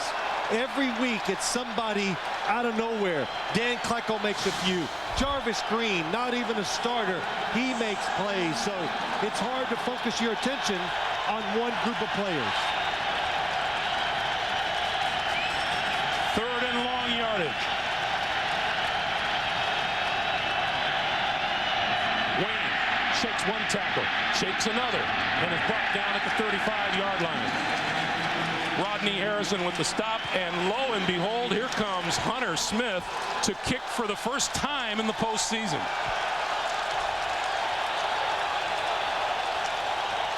You don't think he's heard many jokes about this, do you? All I know is Hunter Smith has been on the sideline collecting all kinds of money for just holding for Mike Vanderjagt's kicks the last 2 weeks.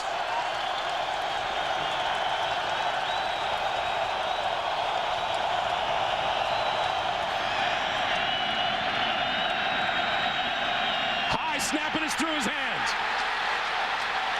And he kicks it out of the end zone for the safety.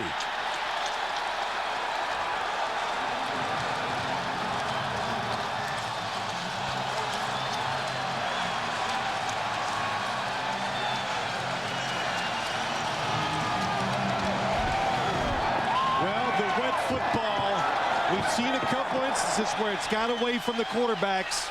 And this time it gets away from the Colts. Long snapper.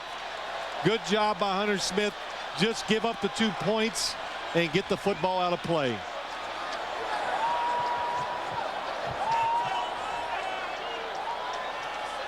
You know, that's not easy to do sometimes, to kick that football. Well, he is the kicker.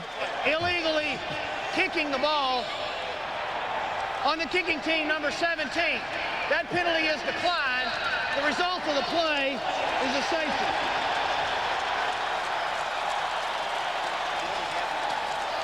Justin Snow was the long snapper, and he did just that. New England gets the football back after this. NFL on CBS is sponsored by Subway. Good so you don't always have to be. Subway, eat fresh. And by Miller. There's good enough and there's better than it has to be. Miller, good call. The snow continues to fall here at Foxborough. The free kick coming up. New England will get the football back.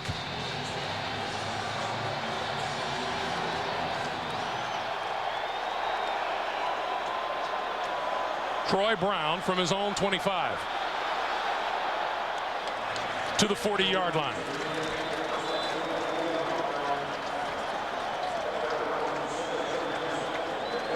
.403 to play here in the first half. New England with a 15-0 lead.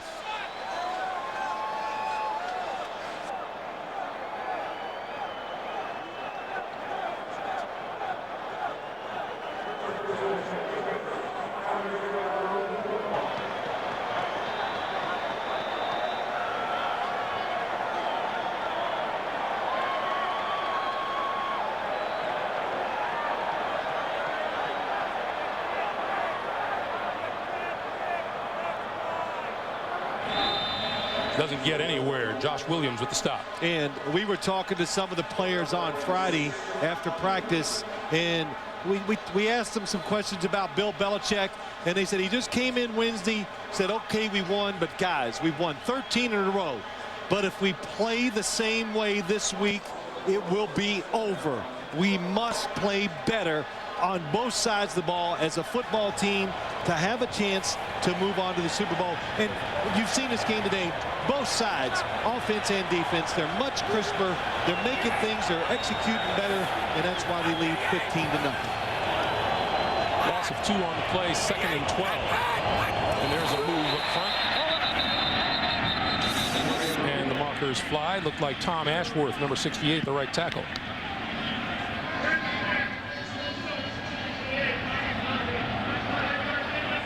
First down. So we'll repeat first down. And, you know, Tom Brady also said, the coaches put together some clips for us. This is how we want to play. This is how we don't want to play. Yeah, you know, how you don't want to play, you always hope you're not in those highlights. But it just says a lot about Bill Belichick. He's not a fiery speech giver. It's pretty plain. The message is clear.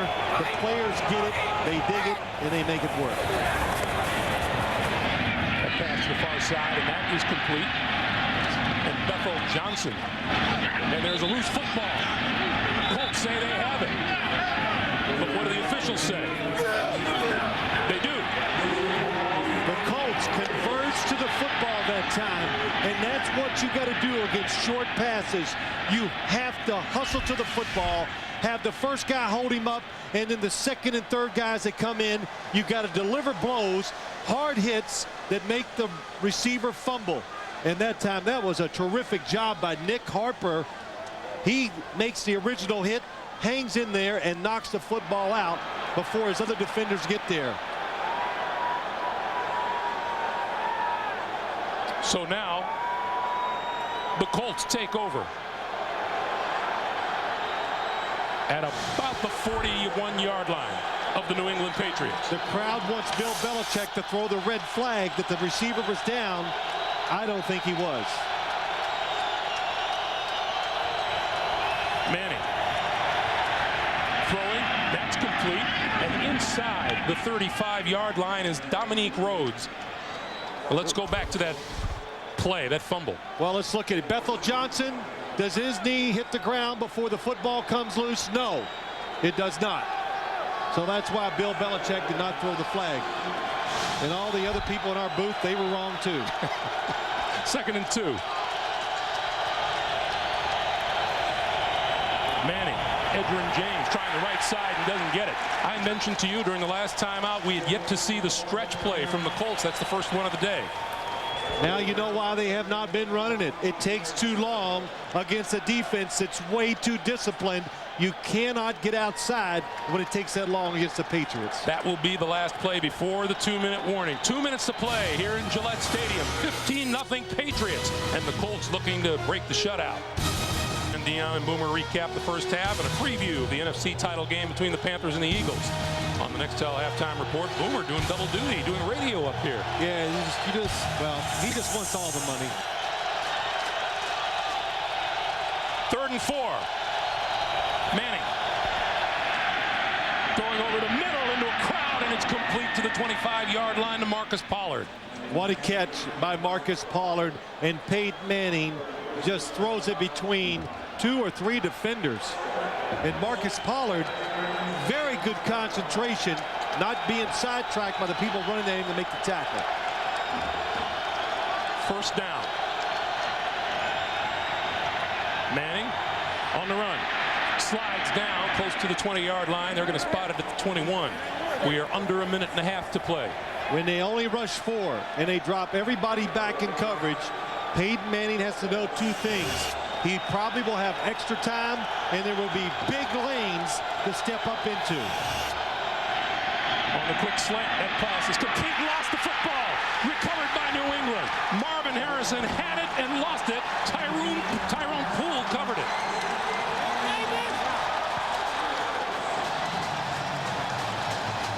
Well, we've talked about it in this game.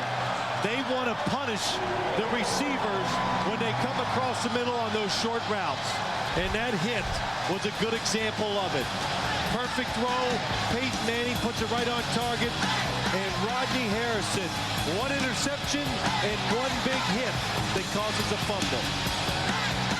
Look how quick Marvin Harrison is. He's got a first down. Rodney Harrison hits the football, causes the fumble. And again, Rodney Harrison sees the play, uses his instincts, and comes up to the exact spot you need to be to make the big hit. Peyton Manning's reaction to Tyrone Poole, who spent 3 seasons with these Colts and has found a home here in New England. Antoine Smith, right side. And we're under a minute to play for the first half. I was going to say, if the Indianapolis Colts, if they had 3 timeouts, you would start using them right away. But they only have 2. So that changes how you approach this situation. Patriots have all 3 of theirs, but appear to be in no hurry as we approach the half-minute mark. Well, big games are won by big stars, but they also can be lost by them. Peyton Manning's 2 interceptions, Marvin Harrison's fumble. They are the big difference in this game. Patriots have intercepted 2 passes here today as Antoine Smith tries the left side. 2 interceptions by the Patriots. The Colts have dropped an interception and fumbled it over. And now we get a timeout with 12 seconds to play. 12 seconds to play in the first half. We'll break away and come back after this. Performance today that the Colts have enjoyed leading up to this game this afternoon. Manning has been sacked, a couple of penalties. Well, it's like you said, Greg. I think you said it well. The conditions, the environment, and the team they're facing, it's different. 3rd and 2. Brady keeps it, and that will, well, let's see, the clock is stopped again. Stopped at 8 seconds. It's enough for a first down. Or we're going to measure for it. Are you sure? No. We'll give you one more guess. Looks like Tom Brady got it. I tell you, little things. Tom Brady, you watch this game, and if you are an ex-quarterback, he goes on quick snap counts when they just have a normal running play up inside. He sometimes goes on a long count to make the defense play its hand, and especially when he's going to have that quarterback sneak on, he goes up, tries to do it quick before the defense gets ready.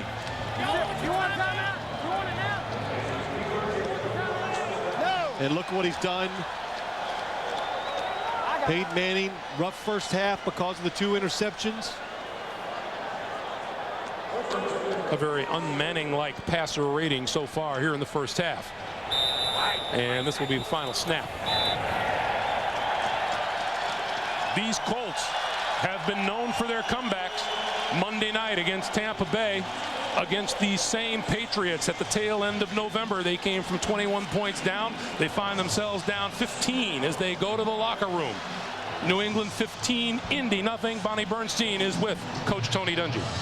No turnovers the first 2 playoff games, 3 today. What's New England's defense done to get you off balance? Well, we've just done things we don't normally do. We've fumbled it and thrown interceptions, and that's going to make it tough.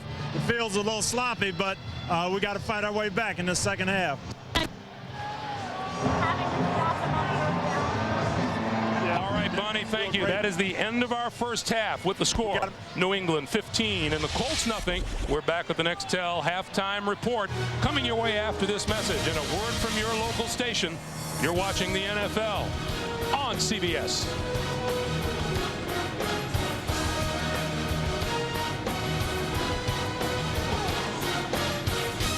Sports presents the Nextel Halftime Report, sponsored by Nextel, nationwide walkie-talkie. Welcome back here to Foxborough, folks. What a first half by the Patriots. Totally dominating this one. It really feels like it could have been a whole lot worse than 15-0 here at the intermission. Hello again, friends. Jim Nance. Welcome to the Nextel Halftime Report, joined by Dan Dion and Boomer. I want to remind you guys that Hunter Smith still has not punted in the playoffs, but this time for the wrong reasons. What about those miscues in the first half? First of all, you're in a big game like this, you can't turn it over. Peyton Manning is feeling some pressure. He's sliding out of the pocket, not stepping up. That ball was late. Then you get the long snap over there. They didn't punt for 2 weeks, and obviously there was a problem with that. And he kicks it out of the end zone for a safety. Then another turnover. The defensive secondary in New England is playing a lot of zone, but they're coming up and attacking and making hard hits on the receiver. When you take Peyton Manning's main man away, which is Marvin Harris, you can eliminate this offense. I tell you what, this is called Gilly Gonzalez right here. Tyler is telling you, the 1 foot back, chin strap loose. He's giving you old prime time, one-on-one. We on the island together, baby. He's going to jam him and force him out of bounds. You don't do Marvin Harrison like this. Now he's on the second play. He's going to give him a whole nother look. I'm going to give you the man-to-man look, but I'm actually playing zone. I'm going to get my hands on the receiver, get him off his route. 1-1,000, 2-1,000. Get my back to the sideline so I can break either way, and watch what happens. Tyler comes up and makes the play. He's taken away Marvin Harrison from Peyton Manning. Well, I think the respect that Bill Belichick has for Peyton Manning played itself out earlier in the game. A couple fourth and shorts, and he went for it as opposed to punting the football. And Tom Brady has absolutely been on fire, with the exception of one mistake that he almost made. Troy Brown saved him, but he is so cool, so poised in the pocket, throwing the ball so effectively in bad weather, and his receivers are making plays down the field for him. And let's give a lot of credit to left tackle Matt Light. Is Dwight Freeney playing in this game? I haven't seen him, but I'll tell you one thing, it's about this home field advantage. These fans are absolutely behind their defense when they get on this field. It is explosion city out here for the New England fans. Great fans. By the way, the first time they played this year, New England led by 14 at halftime. Of course, Indy got back into that one, 15 the margin right now. Also, later today, the Carolina Panthers seeking to claw their way into their first ever Super Bowl visit, the Philadelphia Eagles, who've come up short in the last 2 NFC Championship games. Leslie Visser live in Philadelphia with more. And Leslie, what's the story there? Is the weather turning in Philly? It is, Jim. It's starting to let up. By the way, I was just thinking Jim Nance and the Patriots. That has a familiar ring. But you're right about the rain has let up here. They're starting to take the tarp off the field. The field it is a combination of grass and turf, so it could be a little bit sloppy. Guard Kevin Donnelly was out here a little while ago. He was shooting a video. He said to me, offensive linemen love this. The messier, the better. Well, his quarterback is one laid-back Cajun. Jake Delhomme told me he is in now watching the game. He's rooting for his old college teammate, Brandon Stokely. As for his current teammate, Stephen Davis, he was out here a little while ago to look at the field. He's been receiving treatment round the clock, including inhaling oxygen to accelerate the healing process. He said he knows that he is going to give it a go against that forgiving Eagle run defense. But as Brian Dawkins said to me, okay, we give up yards, not points. Jim? All right, I like the old Jim Nance, the old running back here in New England. You get the pick now, Philly, Carolina. Well, much like New England going against Peyton Manning, it's like Carolina going against Donovan Donovan McNabb. I love the defensive line of Carolina. I love what John Fox has done there. And Jake Delhomme is everybody's fantasy boy. I'm going with the Carolina Panthers. Okay, Boomer. All right. Guys, I'm taking Philadelphia. I think the third time this will be it for them. I just think it's Donovan McNabb's year. I'm taking the Eagles. Well, I talked about it in the pregame show. I think that the front four of the Carolina Panthers are going to be able to control Donovan McNabb. They got to keep him in the pocket, find a way for him not to get the big plays running the football. If they can limit him to maybe 50 yards rushing instead of the big game like he had last week, that the Carolina Panthers will win, and I'm taking Carolina. Wow. Only because two of you guys took Carolina, I'm going to take Philadelphia. Only because I really want it. I'm going to take Philadelphia because I think you cannot stop McNabb. He's been there before. He's going to make plays with his arm as well as his feet. I still love you, man. There you go. Second half coming up. Patriots have won their last 23 with a halftime lead. Thanks for watching the Nextel Halftime Report. Back to Greg and Phil in just a moment on CBS. CBS Sports presents the Nextel Halftime Report. Sponsored by Nextel, nationwide.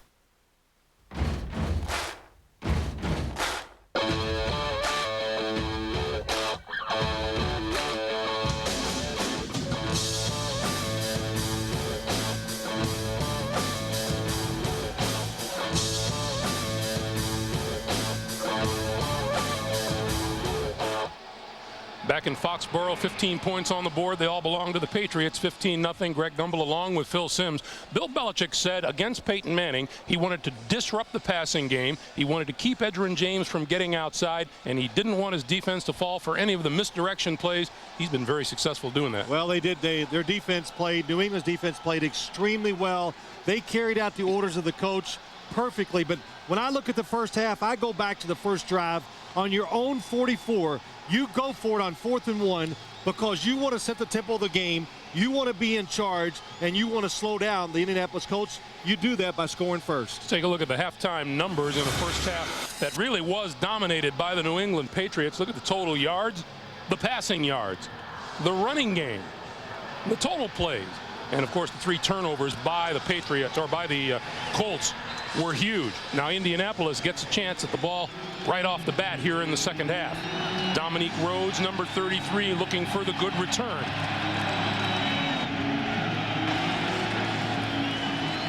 Vinatieri to kick. Dominique Rhodes on the run from the 15-yard line. 25, still on his feet and down the side. Almost to midfield. And Peyton Manning will get terrific field position as we check in with Armin Katayan. Armin. Thanks, Greg. Well, with the Patriots' permission, I was again able to listen in at the locker room, and Bill Belichick, very strong, said, listen, we've been in this position before. They exploded on us in Indianapolis. We have to stay with our game plan, be physical, and most importantly, take care of the football. And some great words from offensive coordinator Charlie Weiss. He said, listen, we have to give them no reason for hope. We have to end all doubt here in the third quarter and keep piling up the points, Greg. Armin, thank you. First down, close to midfield. I think those coaches got Armin fired up. Manning for Edgerrin James. James across midfield to the 45-yard line in the first half. A little rougher than Peyton Manning usually has it. 8 out of 12. Edgerrin James, 7 carries for 35 yards, and the leading receiver was Marcus Pollard with 2 catches for 42 yards. Greg, you said in the first half, this Colts team, they've come back many times this season. They had 2 scoring opportunities in the first half. They turned it over both times. Edgerrin James looking for first down yardage, appears to come up just a little bit short, and it'll be 3rd and short yardage in the first half. The Colts, interceptions, turn the ball over on downs, and then the fumble by Marvin Harrison. 3rd and short.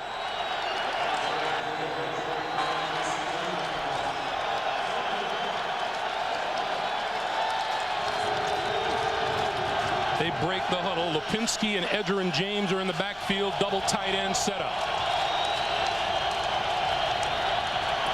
Play fake. Manning throwing and wide open, and he underthrew his intended receiver, Marcus Pollard. Manning signaling to the sideline saying, keep the punter over there. We want to go for it. They had the New England Patriots. Marcus Pollard is going to sneak out, go across the field. Everybody bit on the play action fake. Why they ran that play in a situation like that? Because they knew they were going to go for it on 4th down. Play clock is at 15, and the Colts with a rare huddle on 4th down. Again, James and Lipinski in the backfield. Edgerrin James gets the first down as he busts his way inside the 40-yard line. Well, when they played the last time, Greg, everybody, even if you're not a football fan, saw how the Colts lost the game on the 1-yard line.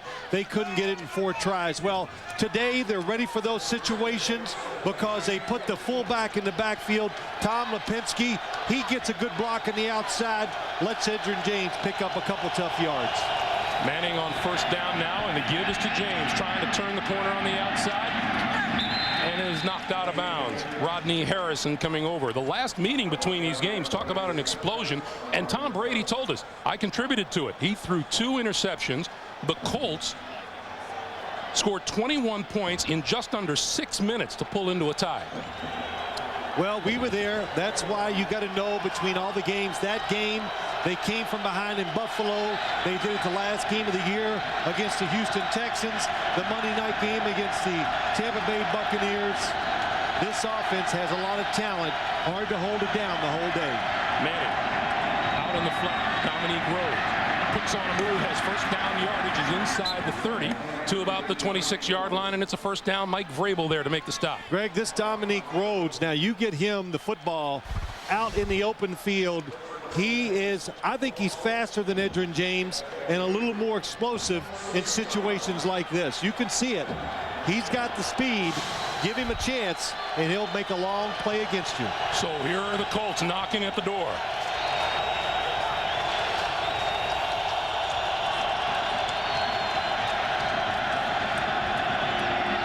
This side. Oh, what a block. Rhodes still on his feet and diving close to the 15-yard line. Little different tactic by this Colts offense. Peyton Manning told us last night, hey, you're not going to believe this. We got 2 backs in the backfield. And watch what happens. Lipinski comes to the outside. Watch him against Willie McGinnis. Down to the ground. That allows Edgerrin James to go to the outside. Look at Dominique Rhodes with the 1st down yardage. And now James is back into the lineup along with Lipinski in the backfield.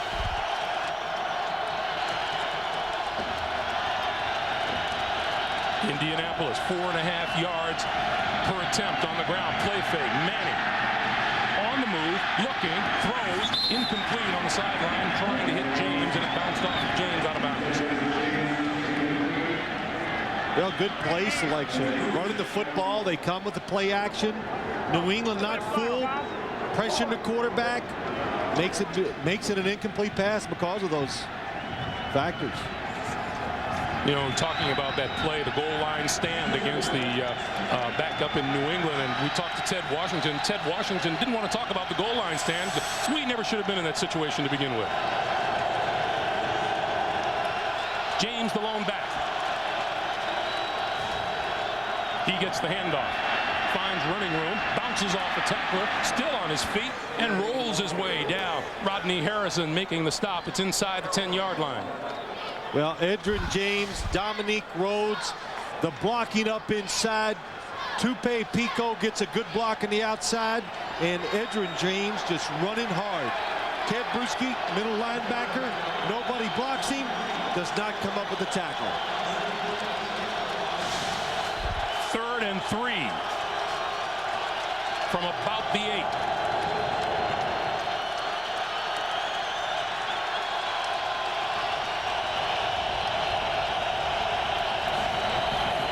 James again has the 1st down.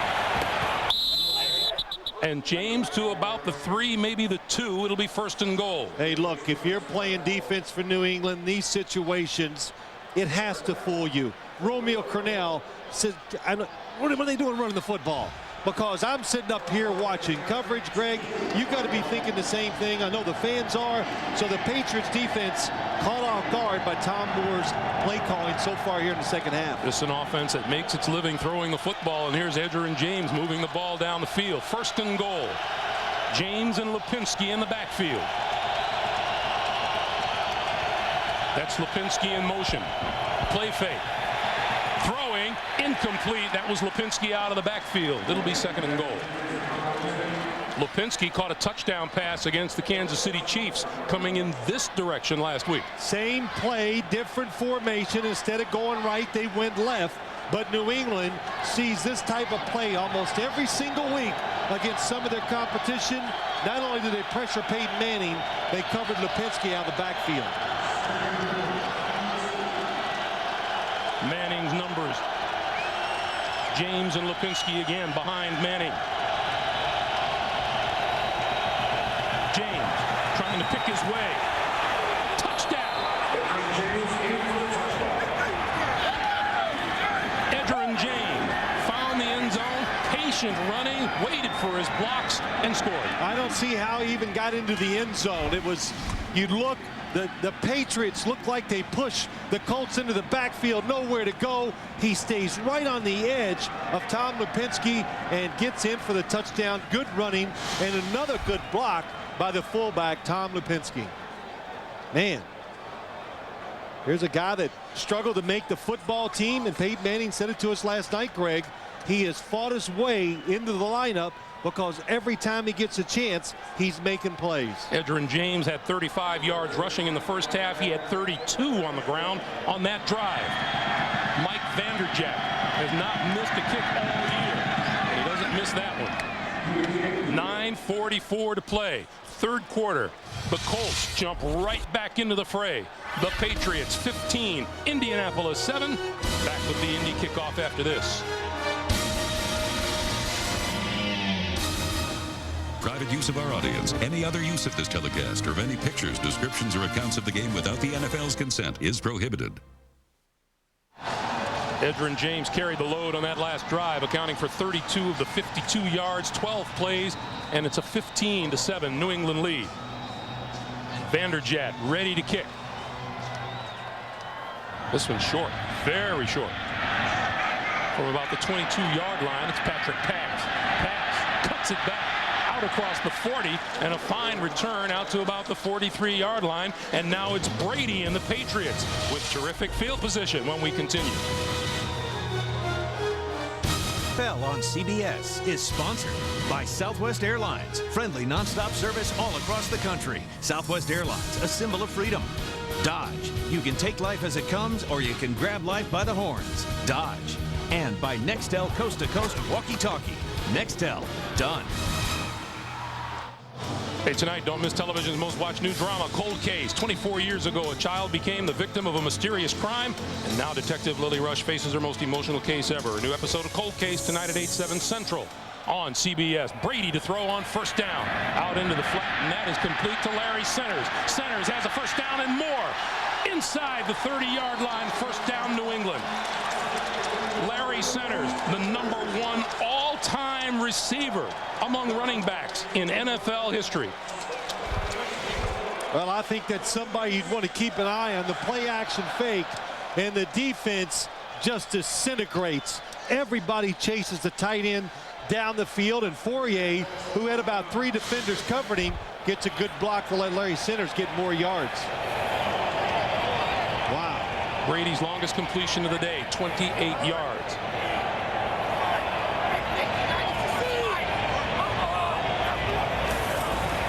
He'll throw it again. This side, and that's complete. Troy Brown. Brown inside the 15-yard line. Another first down. Again, this Patriots team, Tom Brady, they are very good throwing the football short and towards the sidelines. And not only are they good at throwing and catching it, Troy Brown inside going to break out. Good footing, but once he catches it without even breaking stride, right up the sideline to get the extra yards. 46 yards and 2 completions.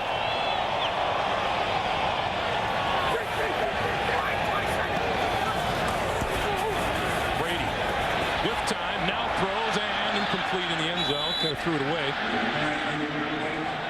Well, it'll be 2nd and 10. I'm sorry, he must not have had a good grip on the football, because both receivers that time he was looking at were open. He chose not to throw it.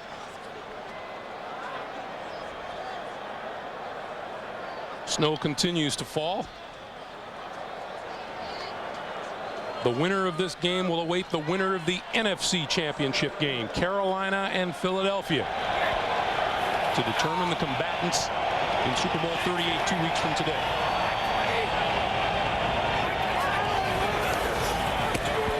Brady again has time, and he throws this side. It is incomplete.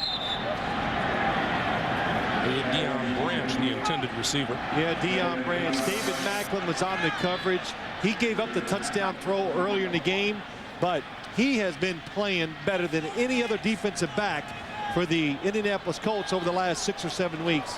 Had tight coverage that time.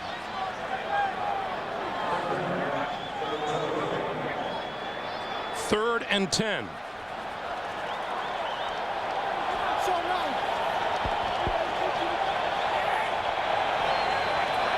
In third and long, New England 0 for 2. Brady throwing over the middle. That's complete. Kevin Falk, a couple of yards shy of a first down, and let's see what Belichick decides. Field goal unit. Tom Brady knowing the situation. It's third and long. The Colts defense drops back. They're not going to let you throw it into the end zone. They almost pick up the first down, but Dwight Freeney, number 93, tight ends on him. Then he gets double teamed by a defensive lineman. That's one of the reasons why you don't hear his name in this game. Vinatieri will try this one from 22 yards out.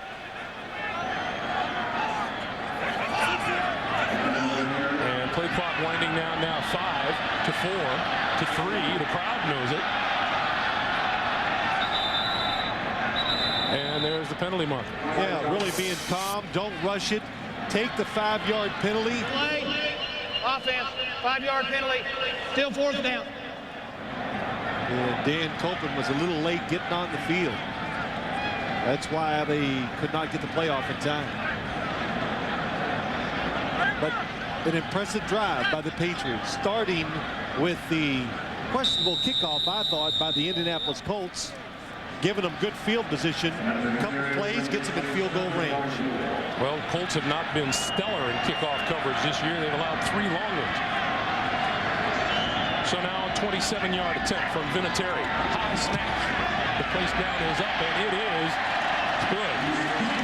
Not by a lot, but by enough to give the Patriots an 18-7 lead.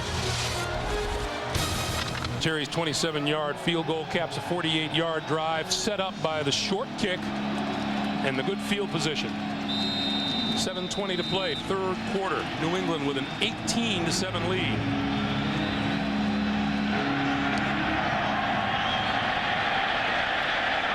Dominique Rhodes. 20. Tripped up across the 25 and forward to about the 28-yard line. And a reminder, Super Bowl Sunday. They know how to outwit, outplay, and outlast. Former survivors compete in the ultimate showdown. All your favorites will face the biggest twists ever. Survivor All-Stars premieres after the Super Bowl, right here on CBS. So it's like a Survivor Pro Bowl. Is that what we got going? It's like a Survivor Super Bowl. Pro Bowl. It's not teams, Phil. Edgerrin James and Tom Lipinski in the backfield. Let's see if Peyton Manning continues with the ground game. Edgerrin James left side. Tripped up forward to about the 30-yard line. Edgerrin James has been carrying a load today. Yeah, he has, Greg. And the blocking so far in the game has been pretty good for him. Look at the running lanes he has seen. And I think one of the blocks up front, a lot of offensive linemen doing a good job. He makes a terrific run on the touchdown. And while we show it, it's quite a surprise to see him run it and run it well against the 4th best rush defense in the National Football League. 15 carries and 68 yards for Edgerrin James. Pass over the middle, incomplete. Batted away by Mike Vrabel, intended for Marcus Pollard. Well, you watch Mike Vrabel, goes unnoticed on this New England team and on defense. Look at the year he had. He does everything. He is a big outside linebacker. They got him from the Pittsburgh Steelers a couple years ago. Can cover, rush the passer, and a very good linebacker against the run. 3rd and 9.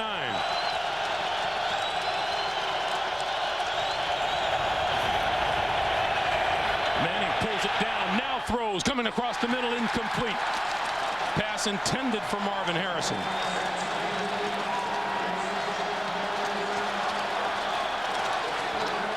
Greg, you talked about how this defense is different. Bill Belichick, watch Marvin Harrison. Ty Law being aggressive with him. Rodney Harrison then picking him up, not giving him a chance to breathe. But Bill Belichick said, this is the best cover unit I have had since I've been coaching defense in the National Football League. Well, Hunter Smith still hasn't punted in a couple of weeks. The only other opportunity to snap one over his head. They get a chance here. Line drive kick backs Troy Brown up to his own 15-yard line. Takes a look and comes right back up the middle. Still on his feet across the 30 to about the 31. Jason Doring with the stop. 55-yard punt. Hunter Smith has been resting up. CBS is sponsored by IBM, official information technology partner of the NFL, and by Bank of America, higher standards. Tonight on 60 Minutes, relive the funniest, the strangest, and the most poignant memories of more than 30 years of 60 Minutes on a special 1-hour anniversary encore. That's tonight here on CBS. 31-yard line. The numbers for Manning and Brady today.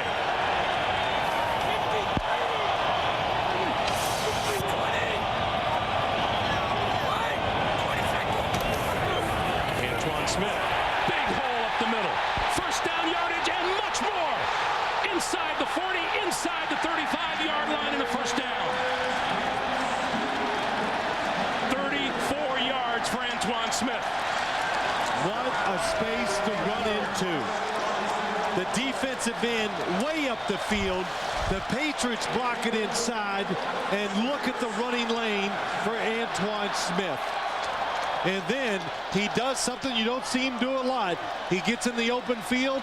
He puts a good move on the safety and picks up an extra 20 yards. Something I rarely see. The New England linemen were high-fiving each other after that last run.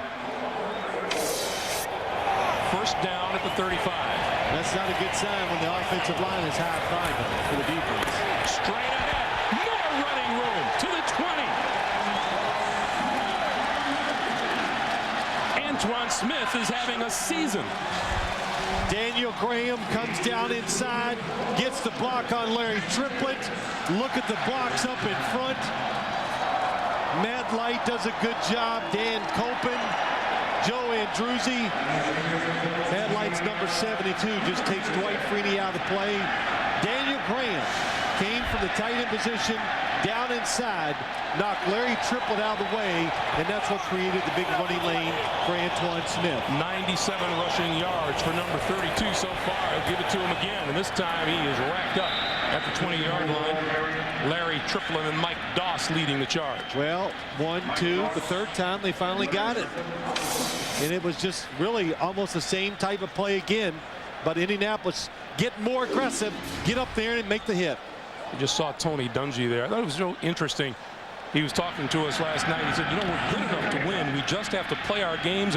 And some team finds it tough to play a game when the stakes are high. 2nd and 10. Lost the football. Penalty markers down. You're busy right here.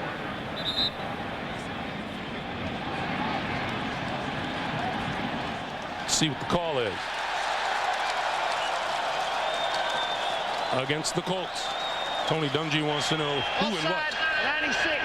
Defense. 5-yard penalty. Still 2nd down. That's Josh Williams.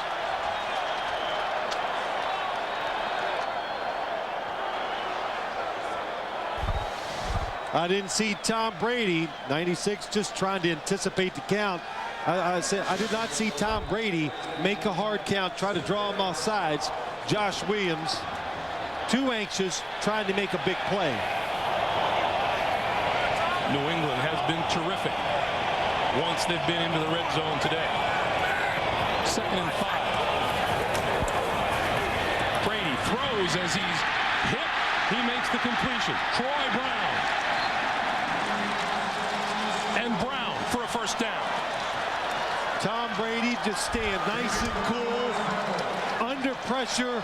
Marcus Washington, the linebacker, comes in on the blitz. All over him. On the move, he makes the perfect throw to Troy Brown outside. So the Colts defense gets in position to make a big play against the Patriots offense. They don't sack the quarterback, and then they allow the pass to be completed and pick up a first down. First and goal.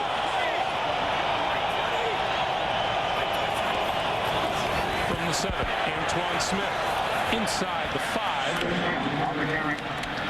to about the 4. Under 3 minutes to play here in the third quarter.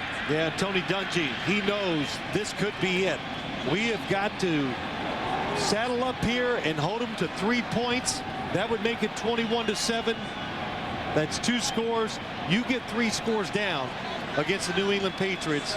Their defense in this environment, that's tough. Charlie Weiss, offensive coordinator.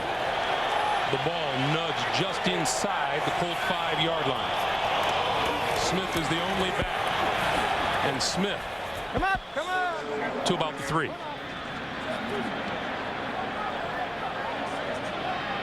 How about this game? Antoine Smith doesn't even dress for the game in Indianapolis back in November. Today, what a turnaround.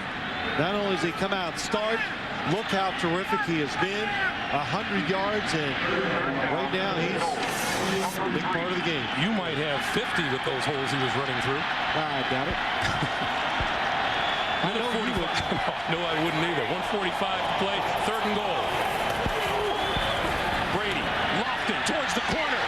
Incomplete. Fourier made the dive, couldn't hold on. And Vinatieri in the field goal unit will come on. Wow, that was Raheem Brock, I think, was covering him in the back. They had a little stun on up front, the defense. It's a out and up by Christian Fourier. A perfect throw by Tom Brady. And a drop. What are the odds you say, I'm going to get my tight end on the defensive end in the end zone? And you're not going to complete it. Here's Vinatieri. 3 out of 3. This one is 21 yards. Kick is on its way, and it is perfect. 1:32 to play in the third. New England, 2 touchdowns ahead, 21-7. Once again, New England makes good the opportunity to put points on the board. 1:32 to play here in the third quarter. The field goal makes it a 21-7 lead.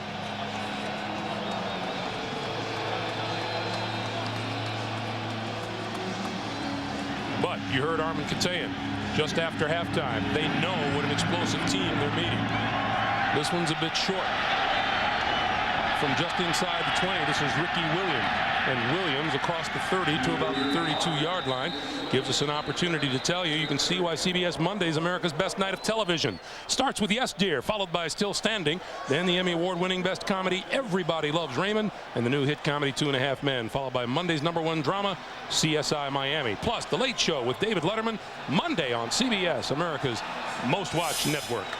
Well, I'll tell you, this New England defense, they have done some of the things that we talked about, Greg. They have made the game dirty. And dirty means get around Peyton Manning, hit the receivers when they catch the football, bump them at the line of scrimmage. They have done all those things so far today. James and Lipinski in the backfield on first down.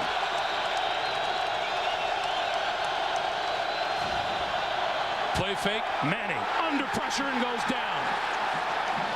Willie McGinnis. Second Patriot sack of the day. Willie McGinnis was absolutely dominating when these two teams played down in Indianapolis. And again, when you only have to bring 4 people to pressure Peyton Manning, and you got what Bill Belichick says, your best cover group ever, that means bad stuff for this Colts offense. 2nd and 17 from the 26. Manning on the move, flips it, incomplete. Is it picked off?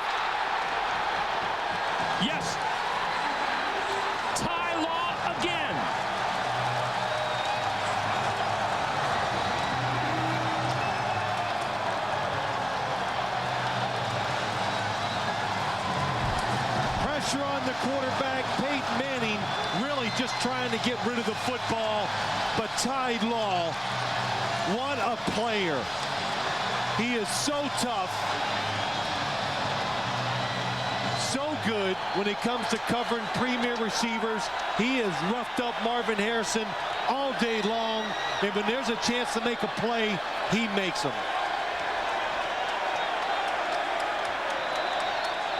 Teddy Bruschi celebrating. The 4 Colt turnovers are the most in a game this season for Indy. Think about it. Ty Law, Willie McGinnis, Rodney Harrison, older veteran football players making the plays. Brady over the middle, complete inside the 20-yard line. David Gibbons. And Brady and the Patriot offense looking very workmanlike right now. And now you got what you want if you're the New England Patriots. Look at all the defenders coming up. Look at the space over the middle. Excellent play call by the New England Patriots. They guessed right. Indianapolis now has to be aggressive and take chances. Time winding down on the third quarter. Look at the difference in total yards.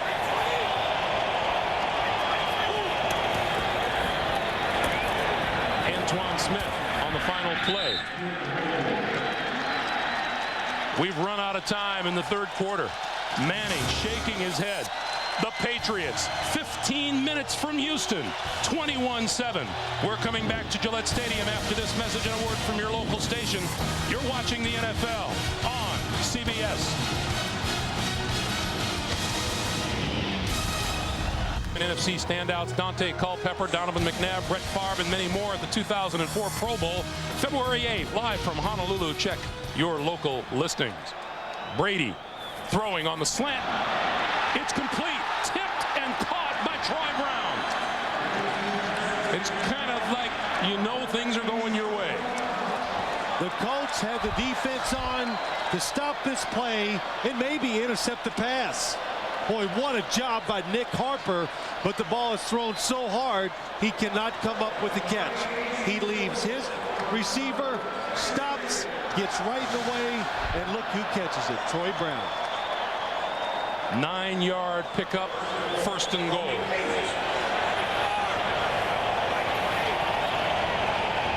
Three picks for Manning today. The pass, that's complete inside the 5 to David Gibbons.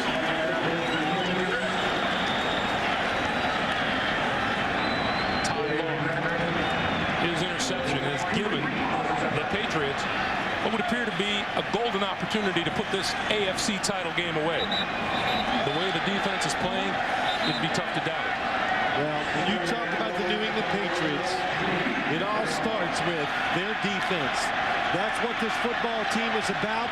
Everything else is to be a compliment to how good their defense is, and the offense is a tremendous compliment to it.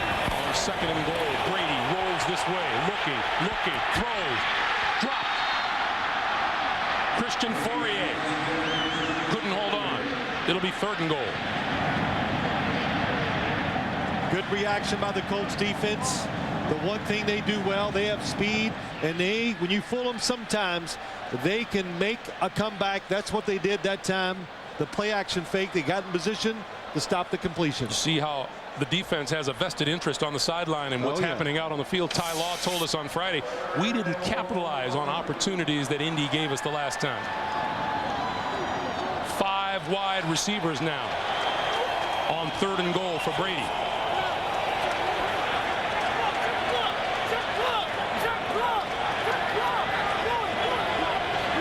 Little confusion by the Colts defense. They're still moving around, talking about who's going to cover who.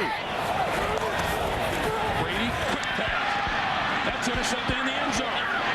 Intercepted by the Colts. Number 21, Walt Harris, makes the pick. And the Colts put the clamps on the Patriots. Oh, man, that puts some life back into this Colts football team. You're down 2 scores. You have a chance to score, kick a field goal, and almost end the football game.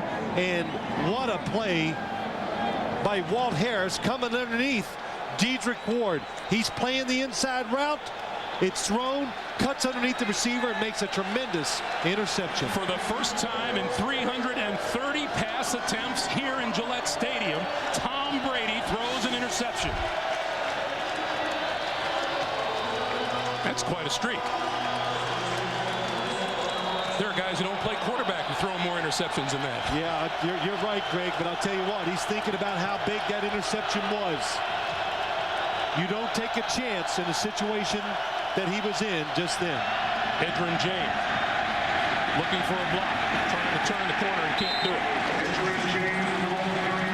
I know the Colts want to run the football or try to keep the defense honest. I don't think you do it anymore. I think you go back to what you do best, is the no huddle offense, spread it out and let Peyton Manning pick the spots and see if he can find the open receiver and make the plays. Manning's got to hurry, running out of time. No flag. The pass to the far side. That's Marcus Pollard. Pollard has a first down across the 30 to about the 32-yard line. Looked like the play clock ran out on Manning, and there was no flag. It did look like it, but remember, there can be about a 1 second difference between what the official sees. He has to look up, see that it's 0, and look down. And if the ball is snapped before he looks down, then the offense gets away with it. Even in slow motion, it was late. From about the 32. You just don't like officials. Manning throwing. That is incomplete. Coming over to get a hand on it was Asante Samuel. Boy, that was a good job by Asante Samuel. We know, just talking to a few of the Colt players, they were hoping to get him matched up against Brandon Stokely, but that has not, they haven't done that much today. They've put Tyrone Poole on Brandon Stokely. Ty Law told us he can't believe Asante Samuel lasted as long as he did. He was a 4th-round pick by the Patriots.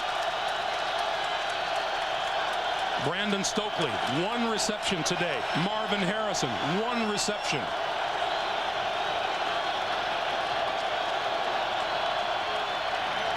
Manning steps up over the middle. Fine catch by Reggie Wayne across midfield and into Patriot territory. Wow, what a job by Reggie Wayne. What he does is, you see a replay, he just attacked the football. It was coming at him. He went back towards it, made the catch between the defenders. First down now at the 48. Manning, quick flip over the middle, and there is catch number 2 on the day by Marvin Harrison. The first one was good for 6 yards, but then he fumbled it away. Well, we talked about it, Greg. Ty Law, when he covers Marvin Harrison, he is being very physical and not letting him get away from the line of scrimmage without being hit. Manning making adjustments at the line.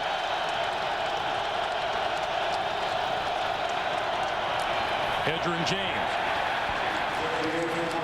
to just short of the 40-yard line. It'll be about 2 yards shy of a first down. It'll be 3rd and 2.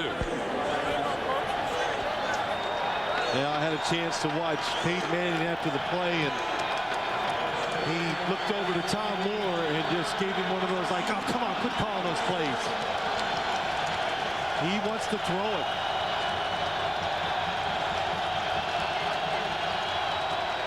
Manning looking left, throwing over the middle, incomplete.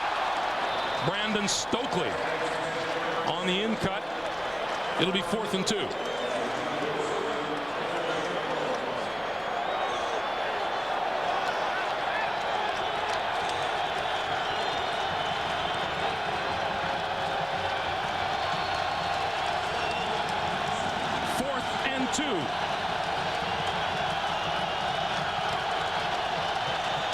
They're going to run it straight ahead. First down. Edgerrin James. Another good call. Another good call by the Colts. Obvious passing situation. 4th down. You're down by 2 scores, and they cross them up with the run, and it's just tough running by Edgerrin James. Now at the 37-yard line. Manning throwing. That's complete. incomplete inside the 20-yard line, and a big hit. That's going to be whistled down at the 20. Brandon Stokely was hit by the rookie Eugene Wilson. And now it's ruled incomplete.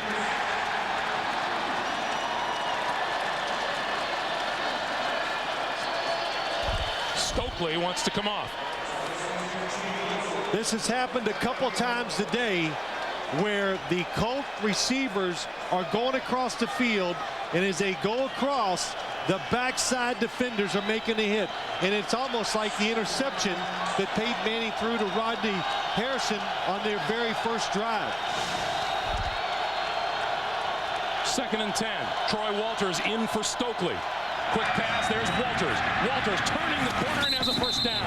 And run out of bounds by Rodney Harrison.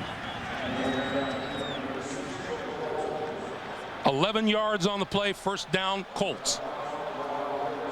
Nice job by Troy Walters. That was a play they took from the Tennessee Titans.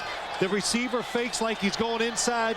He stops, breaks it outside, and he's wide open. And on first down, Rhodes is back into the backfield to replace Edgerrin James. Manning looks left, throwing off the hands of Reggie Wayne, and then he's hit by Eugene Wilson.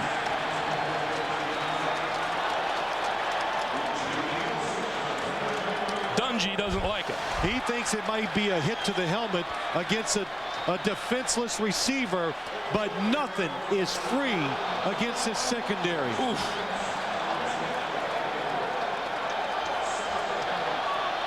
I think he may be right. No, he hit him with the shoulder. The helmet went way to the side. It was clean.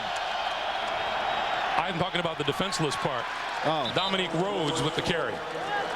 Let's take another look. Up in the air. It was a shoulder to the head. And that's clean. 3rd and 6. You know, that's hard to do as a defender, to make sure you go in there and you deliver a blow to knock it up that's not illegal. Manning running out of time, pulls it down, and he goes down.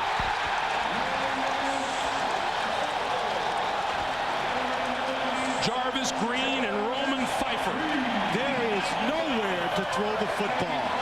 All this talent with the wide receivers. Peyton Manning's looking everywhere, and finally Roman Pfeiffer gets in there, and Jarvis Green. Watch Marvin Harrison against Ty Law. 4th and 13.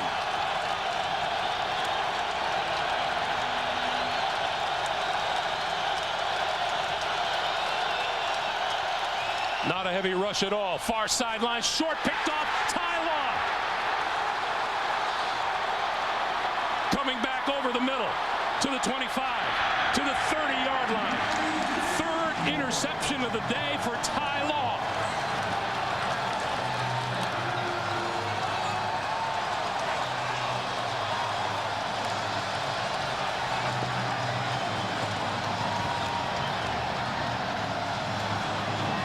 Manning's been erasing all doubts about his playoff abilities. Find out what their keys to success are on SuperBowl.com or at Super Bowl on AOL.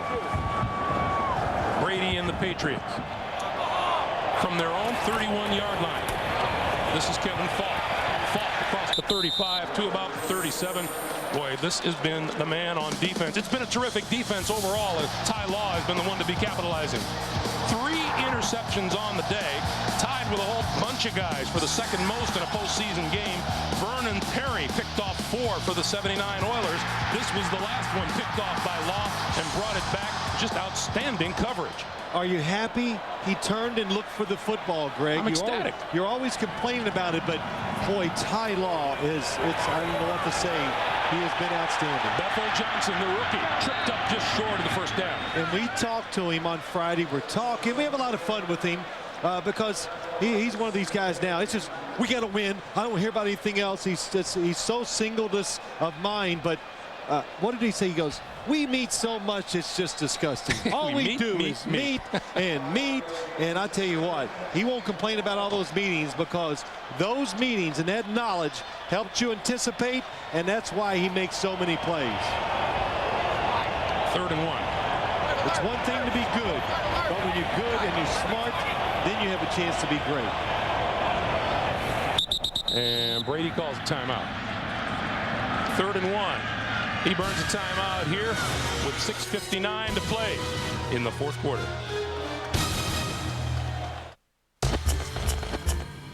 Pontiac's hot. You walk in, you on CBS is sponsored by Cadillac, official vehicle of Super Bowl 38. Dr. Pepper and your Dr. Pepper bottler. Be you. Nothing's better. Dr. Pepper. And by Nextel Coast to Coast walkie-talkie. Nextel. Done. After the game, you can get your official AFC champion locker room gear by clicking on shop at CBSSportsline.com. 3rd and 1 for the Patriots. Just under 7 minutes to play in this AFC championship game. Brady will hand it off, and that will go nowhere. Kevin Falk, in fact, lost yardage back to about the 36. Josh Williams and Chad Bratsky combining to put the stops on it, and that'll bring the punter Ken Walter onto the field. Yeah, Tom Brady was trying to fake like it was going to be a pass and all that stuff, but the Colt defense, they know there's only one thing that offense is going to do, and that was run the football. This is Ken Walters' first punt of the day. Troy Walters is deep for the kick.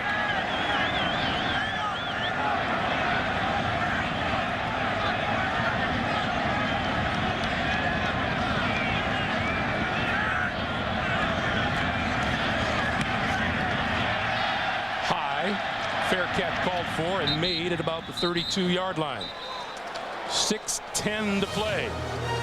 The Patriots 6 minutes and 10 seconds from the Super Bowl.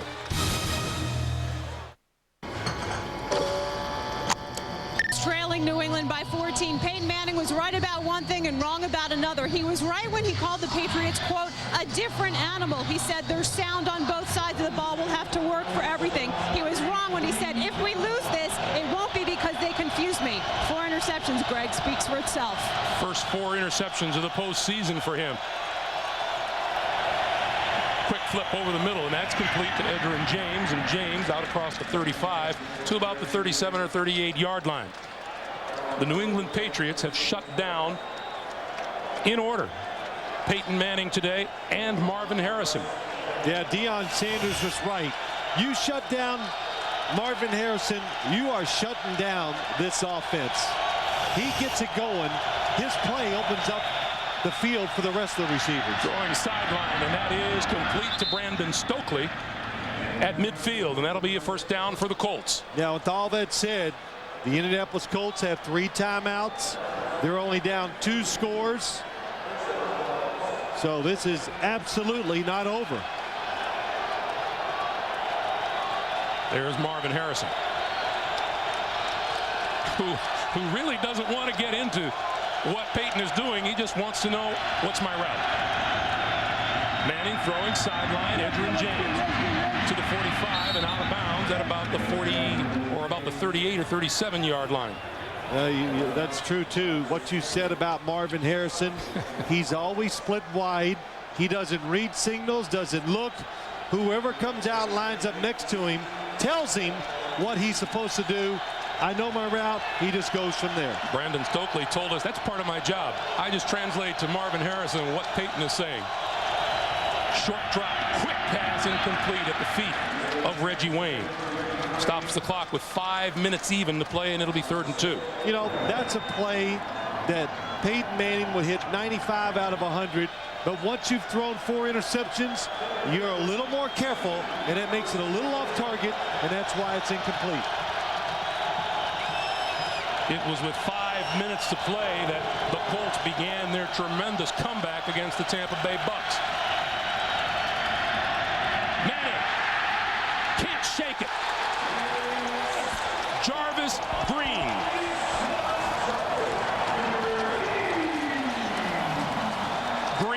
his 3rd sack today. Romeo Cornell given the signals, but number 97, Jarvis Green, 2nd year from LSU, coming in, showing even though he's a backup, still has the skill to pressure the quarterback. 4th and 8.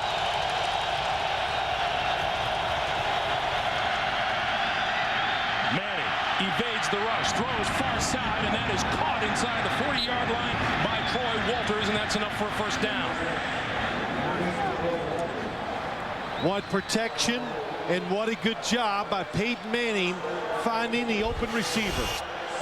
Looking all over the field, and then Troy Walters makes a nice catch. Manning popped up into the air, incomplete. 2nd and 10. Stops the clock with 4:02 to play. Boy, I tell you what, everything is tough for the Colts offense today against this defense. Well, Peyton Manning told us last night, this is a defense that makes you work and makes you earn everything you get on the field.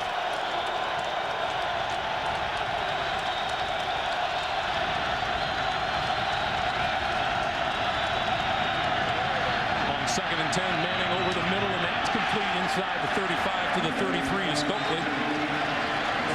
Boy, Greg, we talked about it right from the start of the game. Can they get Peyton Manning dirty?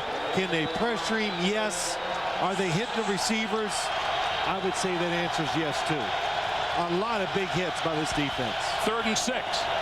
Manning, short one over the middle, and that's complete close to the 25, and that's Harrison. That's enough for a 1st down. Tom Moore.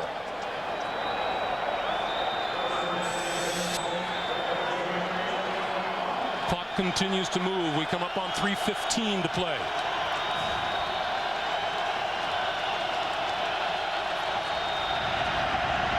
Comes the blitz. Manning on the move. Keeping it and running out of bounds. Again, great coverage downfield. Ty Law was deep. It'll be 2nd and 9 after the 1-yard pickup. Well, I have watched a lot of Colts games this year. I have seen no one get close to covering them like they've been covered so far.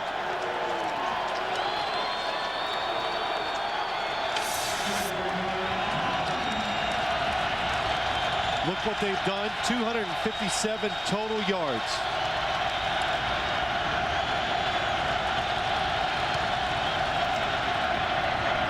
Fakes the draw. Manning steps up, throws sideline, and that is complete to Marcus Pollard, and Pollard out of bounds. Just inside the 10-yard line, or right at the 10-yard line. It'll be 1st and goal for the Colts. Boy, what a drive by the Colts. Hanging in there. Every play is tough, but they can keep picking up the 1st downs. Peyton Manning doing a very good job of finding the one open receiver. On 1st and goal, James trying to turn the corner left side, and is knocked out of bounds short of the 5-yard line. Asante Samuel, the rookie out of Central Florida. Well, they're taking so much time to get this drive down there, and even if they score, they might be in a situation where they'll have the onside kick. 2nd and goal. Manning over the middle, touchdown.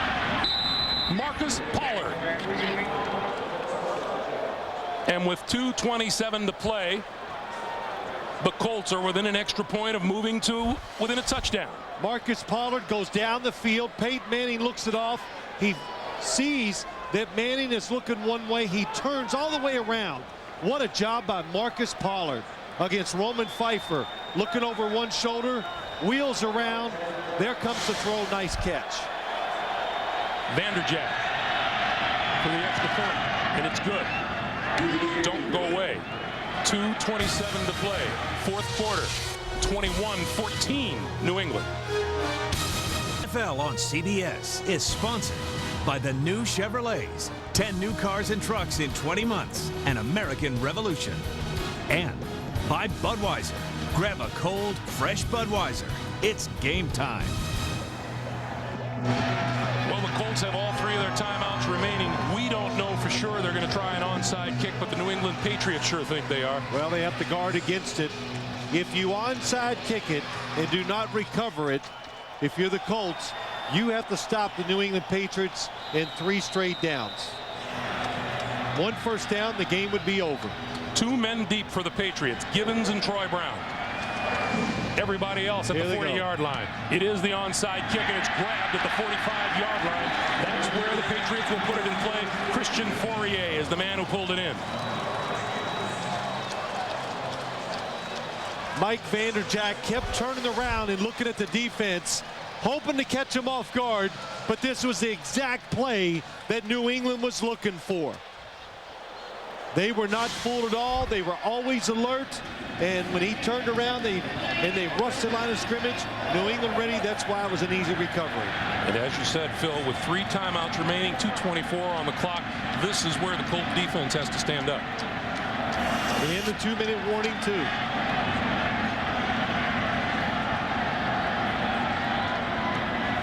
The line of scrimmage, the Indianapolis 44.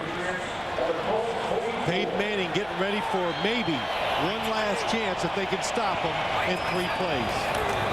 Antoine Smith pushes his way barely across the line of scrimmage. Monte Rager for a stop after a 1-yard gain. And tonight on CBS, 24 years ago, a child was the victim of a mysterious crime, and now Detective Lily Rush faces her most emotional case ever. Don't miss television's most watched new drama, Cold Case. A new episode tonight at 8, 7 Central on CBS.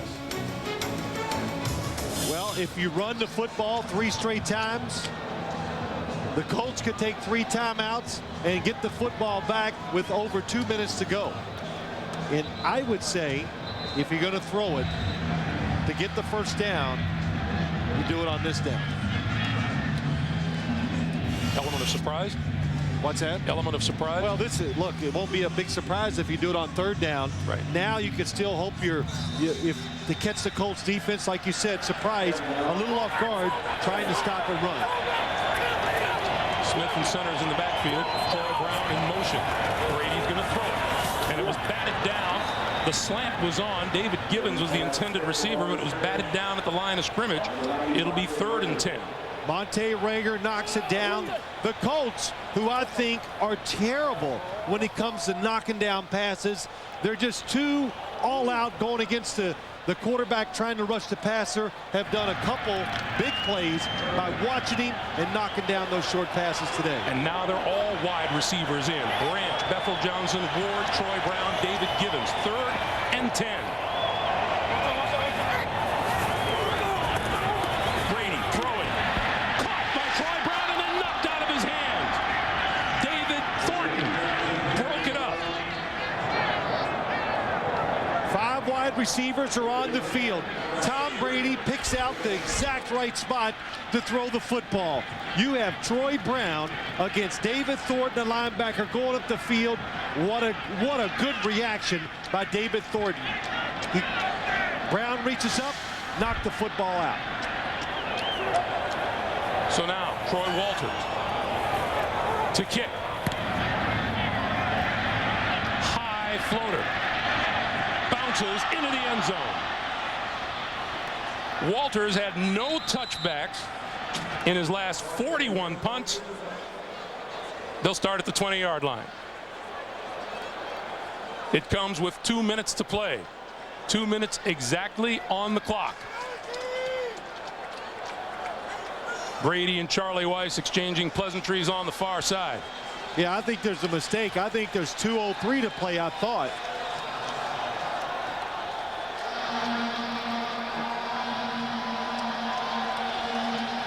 Well, here comes Peyton Manning.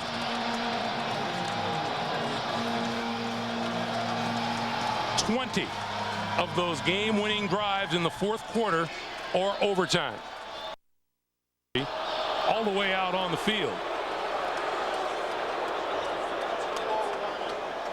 And they've put a second back on the clock. Well, that gives the Colts one more play. That last scenario worked out perfectly for the Colts. The 2-minute warning and 2 timeouts still left. Manning from his own 20.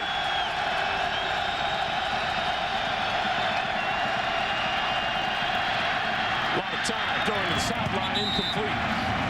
Edgerrin James on the near side, and now we will get the 2-minute warning with 1:55 to play. It's a 1-touchdown game. Back to Gillette Stadium after this.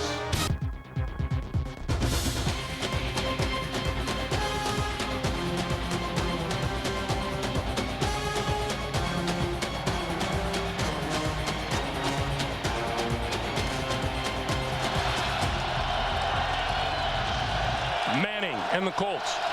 2nd and 10. Had to get rid of it. Incomplete. Near side of the field. He was under pressure once again from Jarvis Green.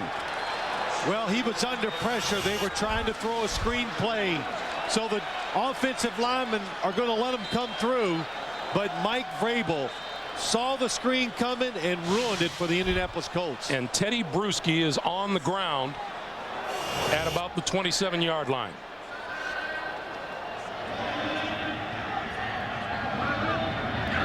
You know, a lot of people tend to forget that very early on in this season, the New England Patriots lost an outstanding linebacker in Roosevelt Colvin to injury. Everyone else, as they always do on the good teams, has stepped up. But a loss of Teddy Bruschi would be a huge blow to New England.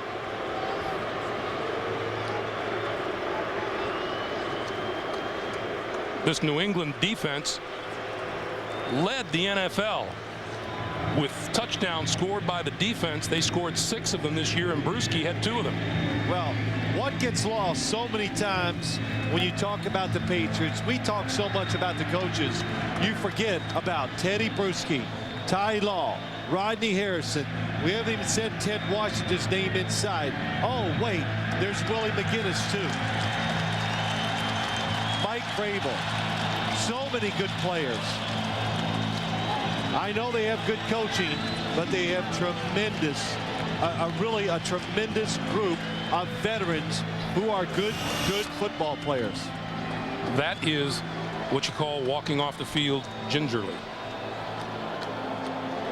That's true.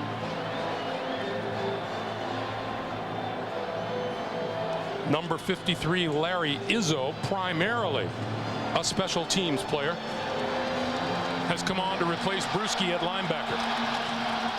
3rd and 10.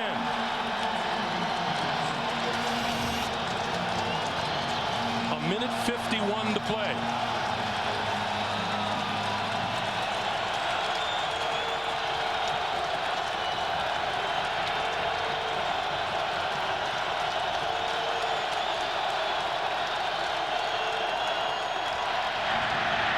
Manning steps up, throws over the middle, and Marcus Pollard complaining that he was held by Roman Pfeiffer. There is no flag. It'll be 4th down.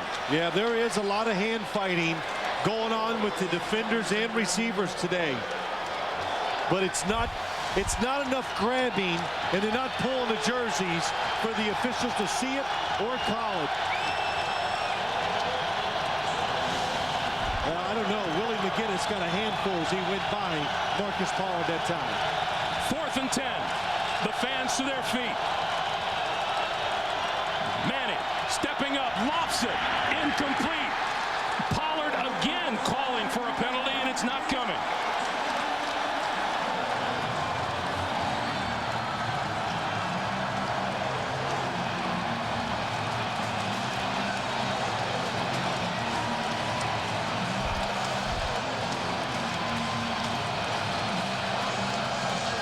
Marcus Pollard on the release gets hit by Willie McGinnis, and then Roman Pfeiffer picks it up. We've said it so many times. They want to be physical with the quarterback and the wide receivers. They've done it. That has been the difference in this football game. New England Patriots owner Bob Kraft, his team 1:41 seconds away from a 2nd Super Bowl appearance in 3 years. Rodney Harrison, who came to New England to win a Super Bowl. Brady for Antoine Smith, tripped up, falls forward just inside the 20-yard line. For Peyton Manning, As the Colts call a timeout, he's going to come up a game short of the Super Bowl. 21 of 42 for 212 yards, and the 4 interceptions are the anomaly in his game here tonight. Well, it tells you about this football game. Tom Brady's stats, another solid outing by him. The one big interception that kept the Colts alive in the game. But like we said, Greg, this football team, New England, ready to win their 14th game in a row. It is about their defense. They have been outstanding, and everything else this team does is to complement what their defense is. If they hold on for this victory by this score, the Patriots would be 5-0 in the postseason under Bill Belichick, with every victory coming by 7 points or less. As Tom Brady told us last week, we just persevere. We outlast teams. 50 and 93. They're willing to stay out there and fight a close game and not flinch, not make the big mistake. And that's why they've been so successful this season and in the postseason. And we get a movement up front. Colts are going to blame the Patriots. Patriots are going to blame the Colts.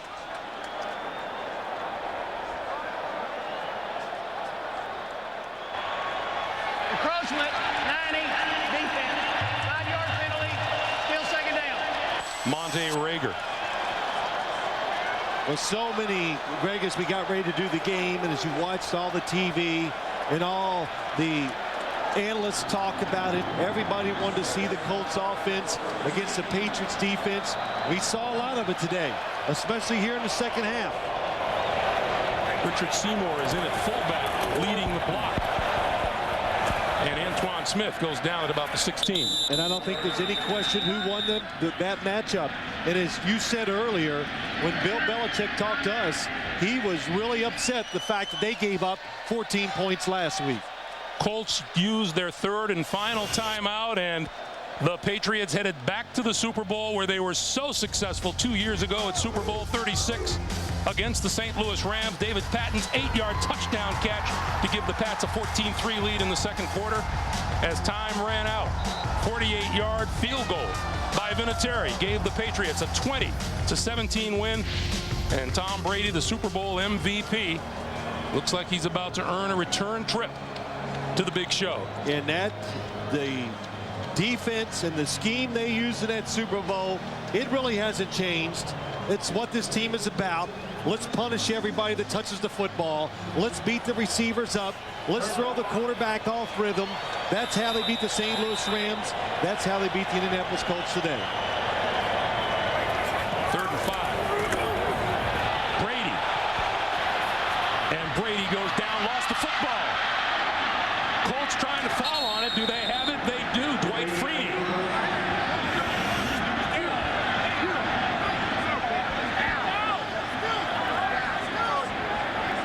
They're still talking about it on the far side of the field. There's no doubt Freeney came up with it. But will the officials say that Brady was down first? Indianapolis football. It's not over yet. 1:20 to play. David Macklin on Tom Brady. Was he down before the football came out? This would be reviewed by the booth upstairs and the NFL officials. Tom Brady's hit. The knee is definitely down. That's where the knee is down. And let's see where the football came out. There's the knee down. And then Macklin rips the ball free. From that shot, you'd have to say it's no fumble. Walt Coleman is going to take a look. It pains me to agree with you, but I will. Our ace statistician Ethan Cooperson reminds us that Walt Coleman is the same referee who called the tuck rule when we were here a couple of years ago in the snow when the Patriots beat the Raiders. Yeah, aren't you glad he brought that up? Thanks, Ethan. Very nice. That was fast. Walt Coleman already has the decision. We are looking at the play to determine whether the quarterback was down by contact or a fumble. Really?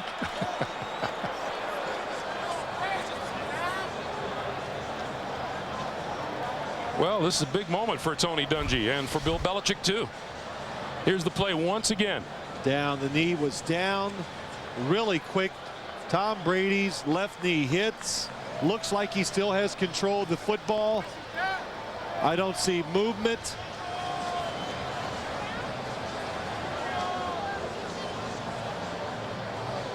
Nice job by Macklin. It's just that the rip of the football came about a second and a half too late. And it was a good fake by Tom Brady, but then when he made the fake and he looked out and saw David Macklin, it's like he didn't want anything to do with it. You know, while we're speaking of officials, Phil, we've been meaning for a couple of weeks to send our best wishes to Ben Montgomery, one of the officials on one of the crews who's worked 22 years in a Super Bowl and is calling it quits at the end of this season. And he won the Art McNally Award this year, which is given out every year to one official in the league. So terrific career by Ben Montgomery, and we wish him well. I bring that up because, you know, in your ever-increasing effort to stay on the good side of officials, even after your playing days. Here comes Walt Coleman. After reviewing the play, the quarterback's left knee touched the ground prior to the ball coming out. It will be fourth down at the 16-yard line. And with that, in all likelihood, Tony Dungy watches the Indianapolis Colts season pretty much come to an end. Because I don't think we'll see Tom Brady rolling out and keeping it any longer. No, but they will kick a field goal, or try to, it looks like. Peyton Manning had already gone out onto the field in hopes of taking over the offense. It's not going to happen quite yet.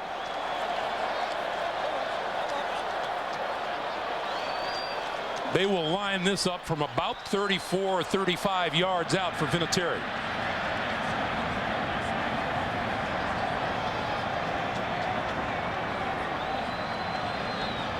Vinatieri has kicked 4, a 5th would tie a postseason record.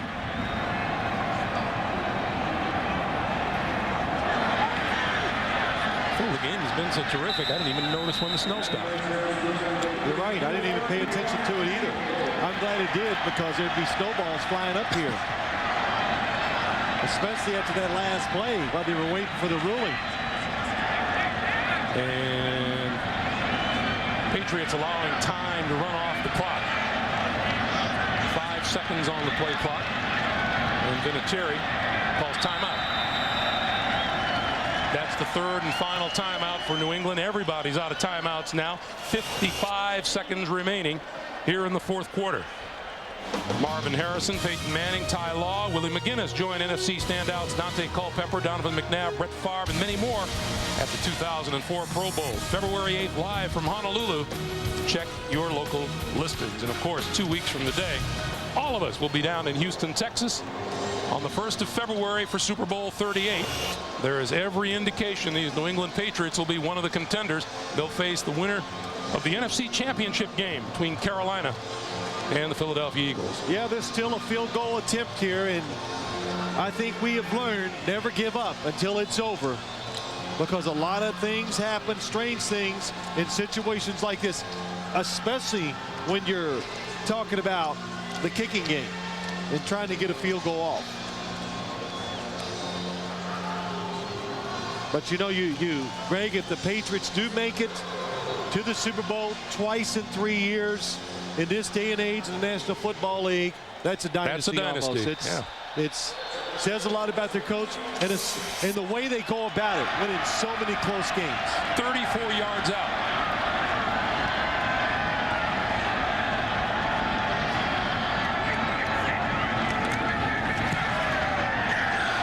It's good.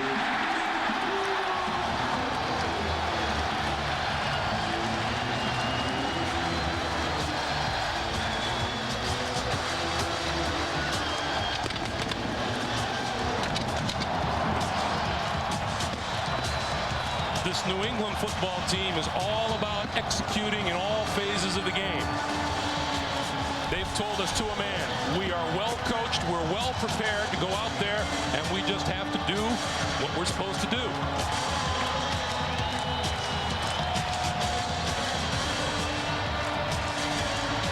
Fifth field goal by Vinatieri. 50 seconds to play, and it's a 24-14 lead for New England.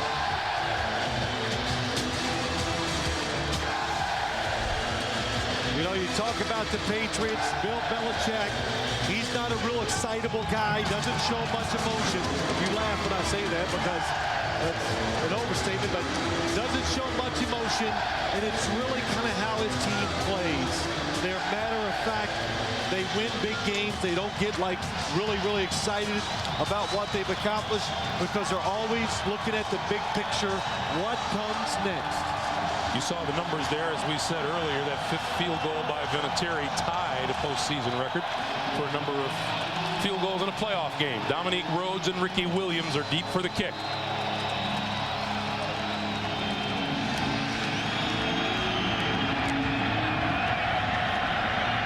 Picked up at the 30-yard line and returned across the 40 by Tupe Pico, an offensive lineman.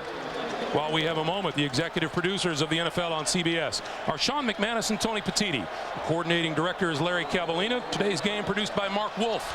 The senior producer of CBS Sports in the NFL Today is Eric Mann. The director of the NFL Today is Bob Matina. Coordinating producer of CBS Sports is Harold Bryant. Our replay producer today, Bob Monsbach. And our replay directors, Lance Barrow and Suzanne Smith. The associate directors, Steve Karasik and Pete Radovich Jr.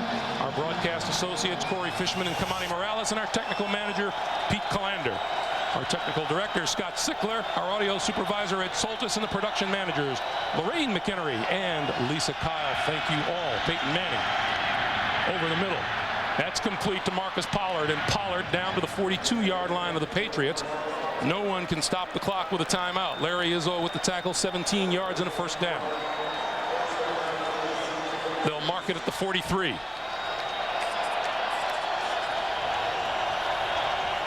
Manning, quick slant is tapped. And Asante Samuel had hopes of picking it off. Well, the agenda never changes. See the short drops, get your hands up, keep trying to hit Peyton Manning. They did both of those on the last two plays. We remind you the Subway post-game show and the AFC trophy presentation coming up right after the game. Manning flips out here to the side. Edgerrin James, and James inside the 40. It's incomplete. The ball bounced to him. You know, I was really sure it bounced, but Edgerrin James just picked it up and took off as if it never happened. There you see those shots at Tony Dungy. He's not surprised, as he told us last night, that they are in this situation now.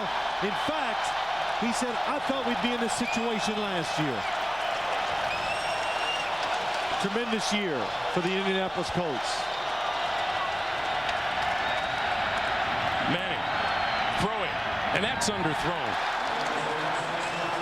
Boy, Peyton Manning came into this game 44 out of 56 throwing the football. Today, 22 out of 46 and under the 50% mark. What a tribute to the defense played here today by the New England Patriots. 4th and 10. And 11 seconds on the clock. And this crowd here at Gillette Stadium just ready to explode.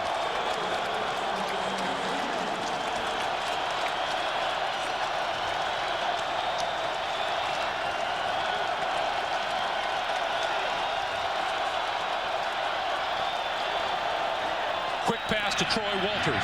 Walters looking to get out of bounds, and he may have gotten out of bounds short of a first down. It is short of a first down. The ball goes over on downs. 7 seconds to play. The New England Patriots are going to the Super Bowl.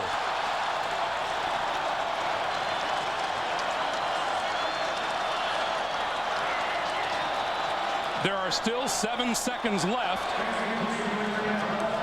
And there are more. The stage is being rolled out onto the field. There are photographers on the field. The stage is now rolling off the field.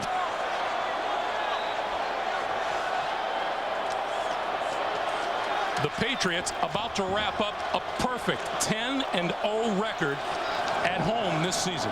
We saw Tom Brady back when they were playing in Indianapolis in late November, and he said, Bill Belichick told us, you guys haven't done nothing yet to compare yourself to the last Super Bowl team. Well, they've done something now.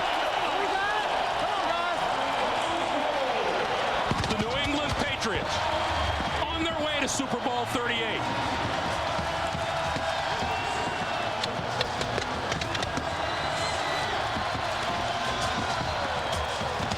Bill Belichick working his way toward Tony Dungy.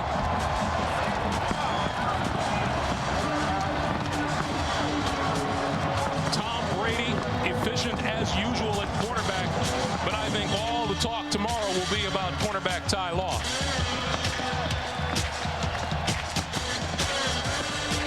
Peyton Manning meeting with Bill Belichick at midfield.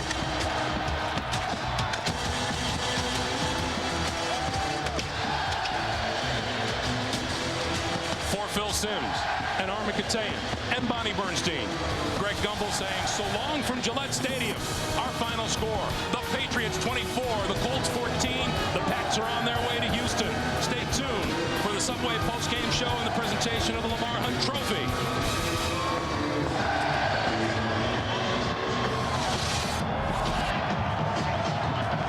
Have to be Subway. Eat fresh. Welcome back to a jubilant Gillette Stadium, everyone, and to the Subway postgame show. New England, a 24-14 winner over the Indianapolis Colts to win the AFC Championship and move on to Super Bowl 38. So many terrific performances. Tom Brady, 22 out of 37 for 237 yards and a touchdown. He was also picked off once, but as efficient as we always know these guys are on offense, it was a defense going up against a red-hot Peyton Manning today. Yeah, listen, here's what happened. They had a plan. They were able to carry it out. And the plan was, of course, be physical to the quarterback and the receivers. Everybody wants to do that against the Colts, but they can't do it because they don't have the talent. And it all starts because Ty Law can shut down maybe the best receiver in football. That allows the other defensive players to free up and do what they've got to do. So the plan, the talent, and Ty Law being one of the best corners in the league and taking Marvin Harrison basically out of the game, those are the big keys. Ty Law with 3 interceptions and Jarvis Green with 3 sacks. Tremendous job by the defense. Presentation of the AFC title trophy right after this. Introducing Subway's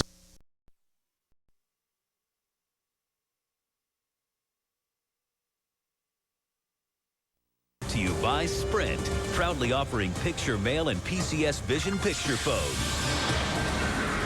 Well, the Philly Fanatics have been waiting a long time, folks, and we'll see what happens as Carolina's here thanks to an unbelievable double overtime victory, voted on by the fans as the best double overtime game in history. Tonight's Sprint question is simple. Who will win, Carolina or Philadelphia? You can vote right now by logging on to foxsports.com or by using your Sprint phone with PCS Vision. And there are the Philly Fanatics I was referencing. They've been waiting to go ballistic for a long time. Last NFC title here 23 years ago, and of course, they have never won a Super Bowl. All right, folks, as we welcome you back to Philadelphia, it is time now to move on. During the offseason, check this out, general managers weren't exactly sprinting to the phone to sign what is now the core of Carolina Panther squad. Guys like Jake Delhomme, Stephen Davis, and even XFL star Rod Smart were picked up from the scrap heap. Now this scrappy bunch has gone from he hate me to they love me in Carolina. Well, JB, John Fox inherited a 1-15 team 2 years ago and had the daunting question of how do I rebuild this thing? Well, for the answer to that, he need look no further than the base of the Statue of Liberty and a poem that partly reads, give me your tired, your poor, your huddled masses yearning to breathe free. Welcome to the NFL's very own island of misfit toys. In New Orleans, when Coach Haslett, their regime came in, I was the other guy. I'm 6'2", I'm not 6'5", I'm not the prototype tight end, which, you know, this league is based on. We're not no top-notch guys, but, you know, we work hard. So what made these guys want to come to a team that just 2 years ago was 1-15? I got opportunity. I got more of an opportunity here. I need the opportunity. A lot of guys that he brought in here have something to prove to a lot of people around the league. Who is the single game playoff record holder for receptions for the New England Patriots? Jermaine Wiggins. A lot of people don't know this. Tom Brady led the drive back in the Super Bowl to the game-winning field goal. Vinatieri kicks the field goal.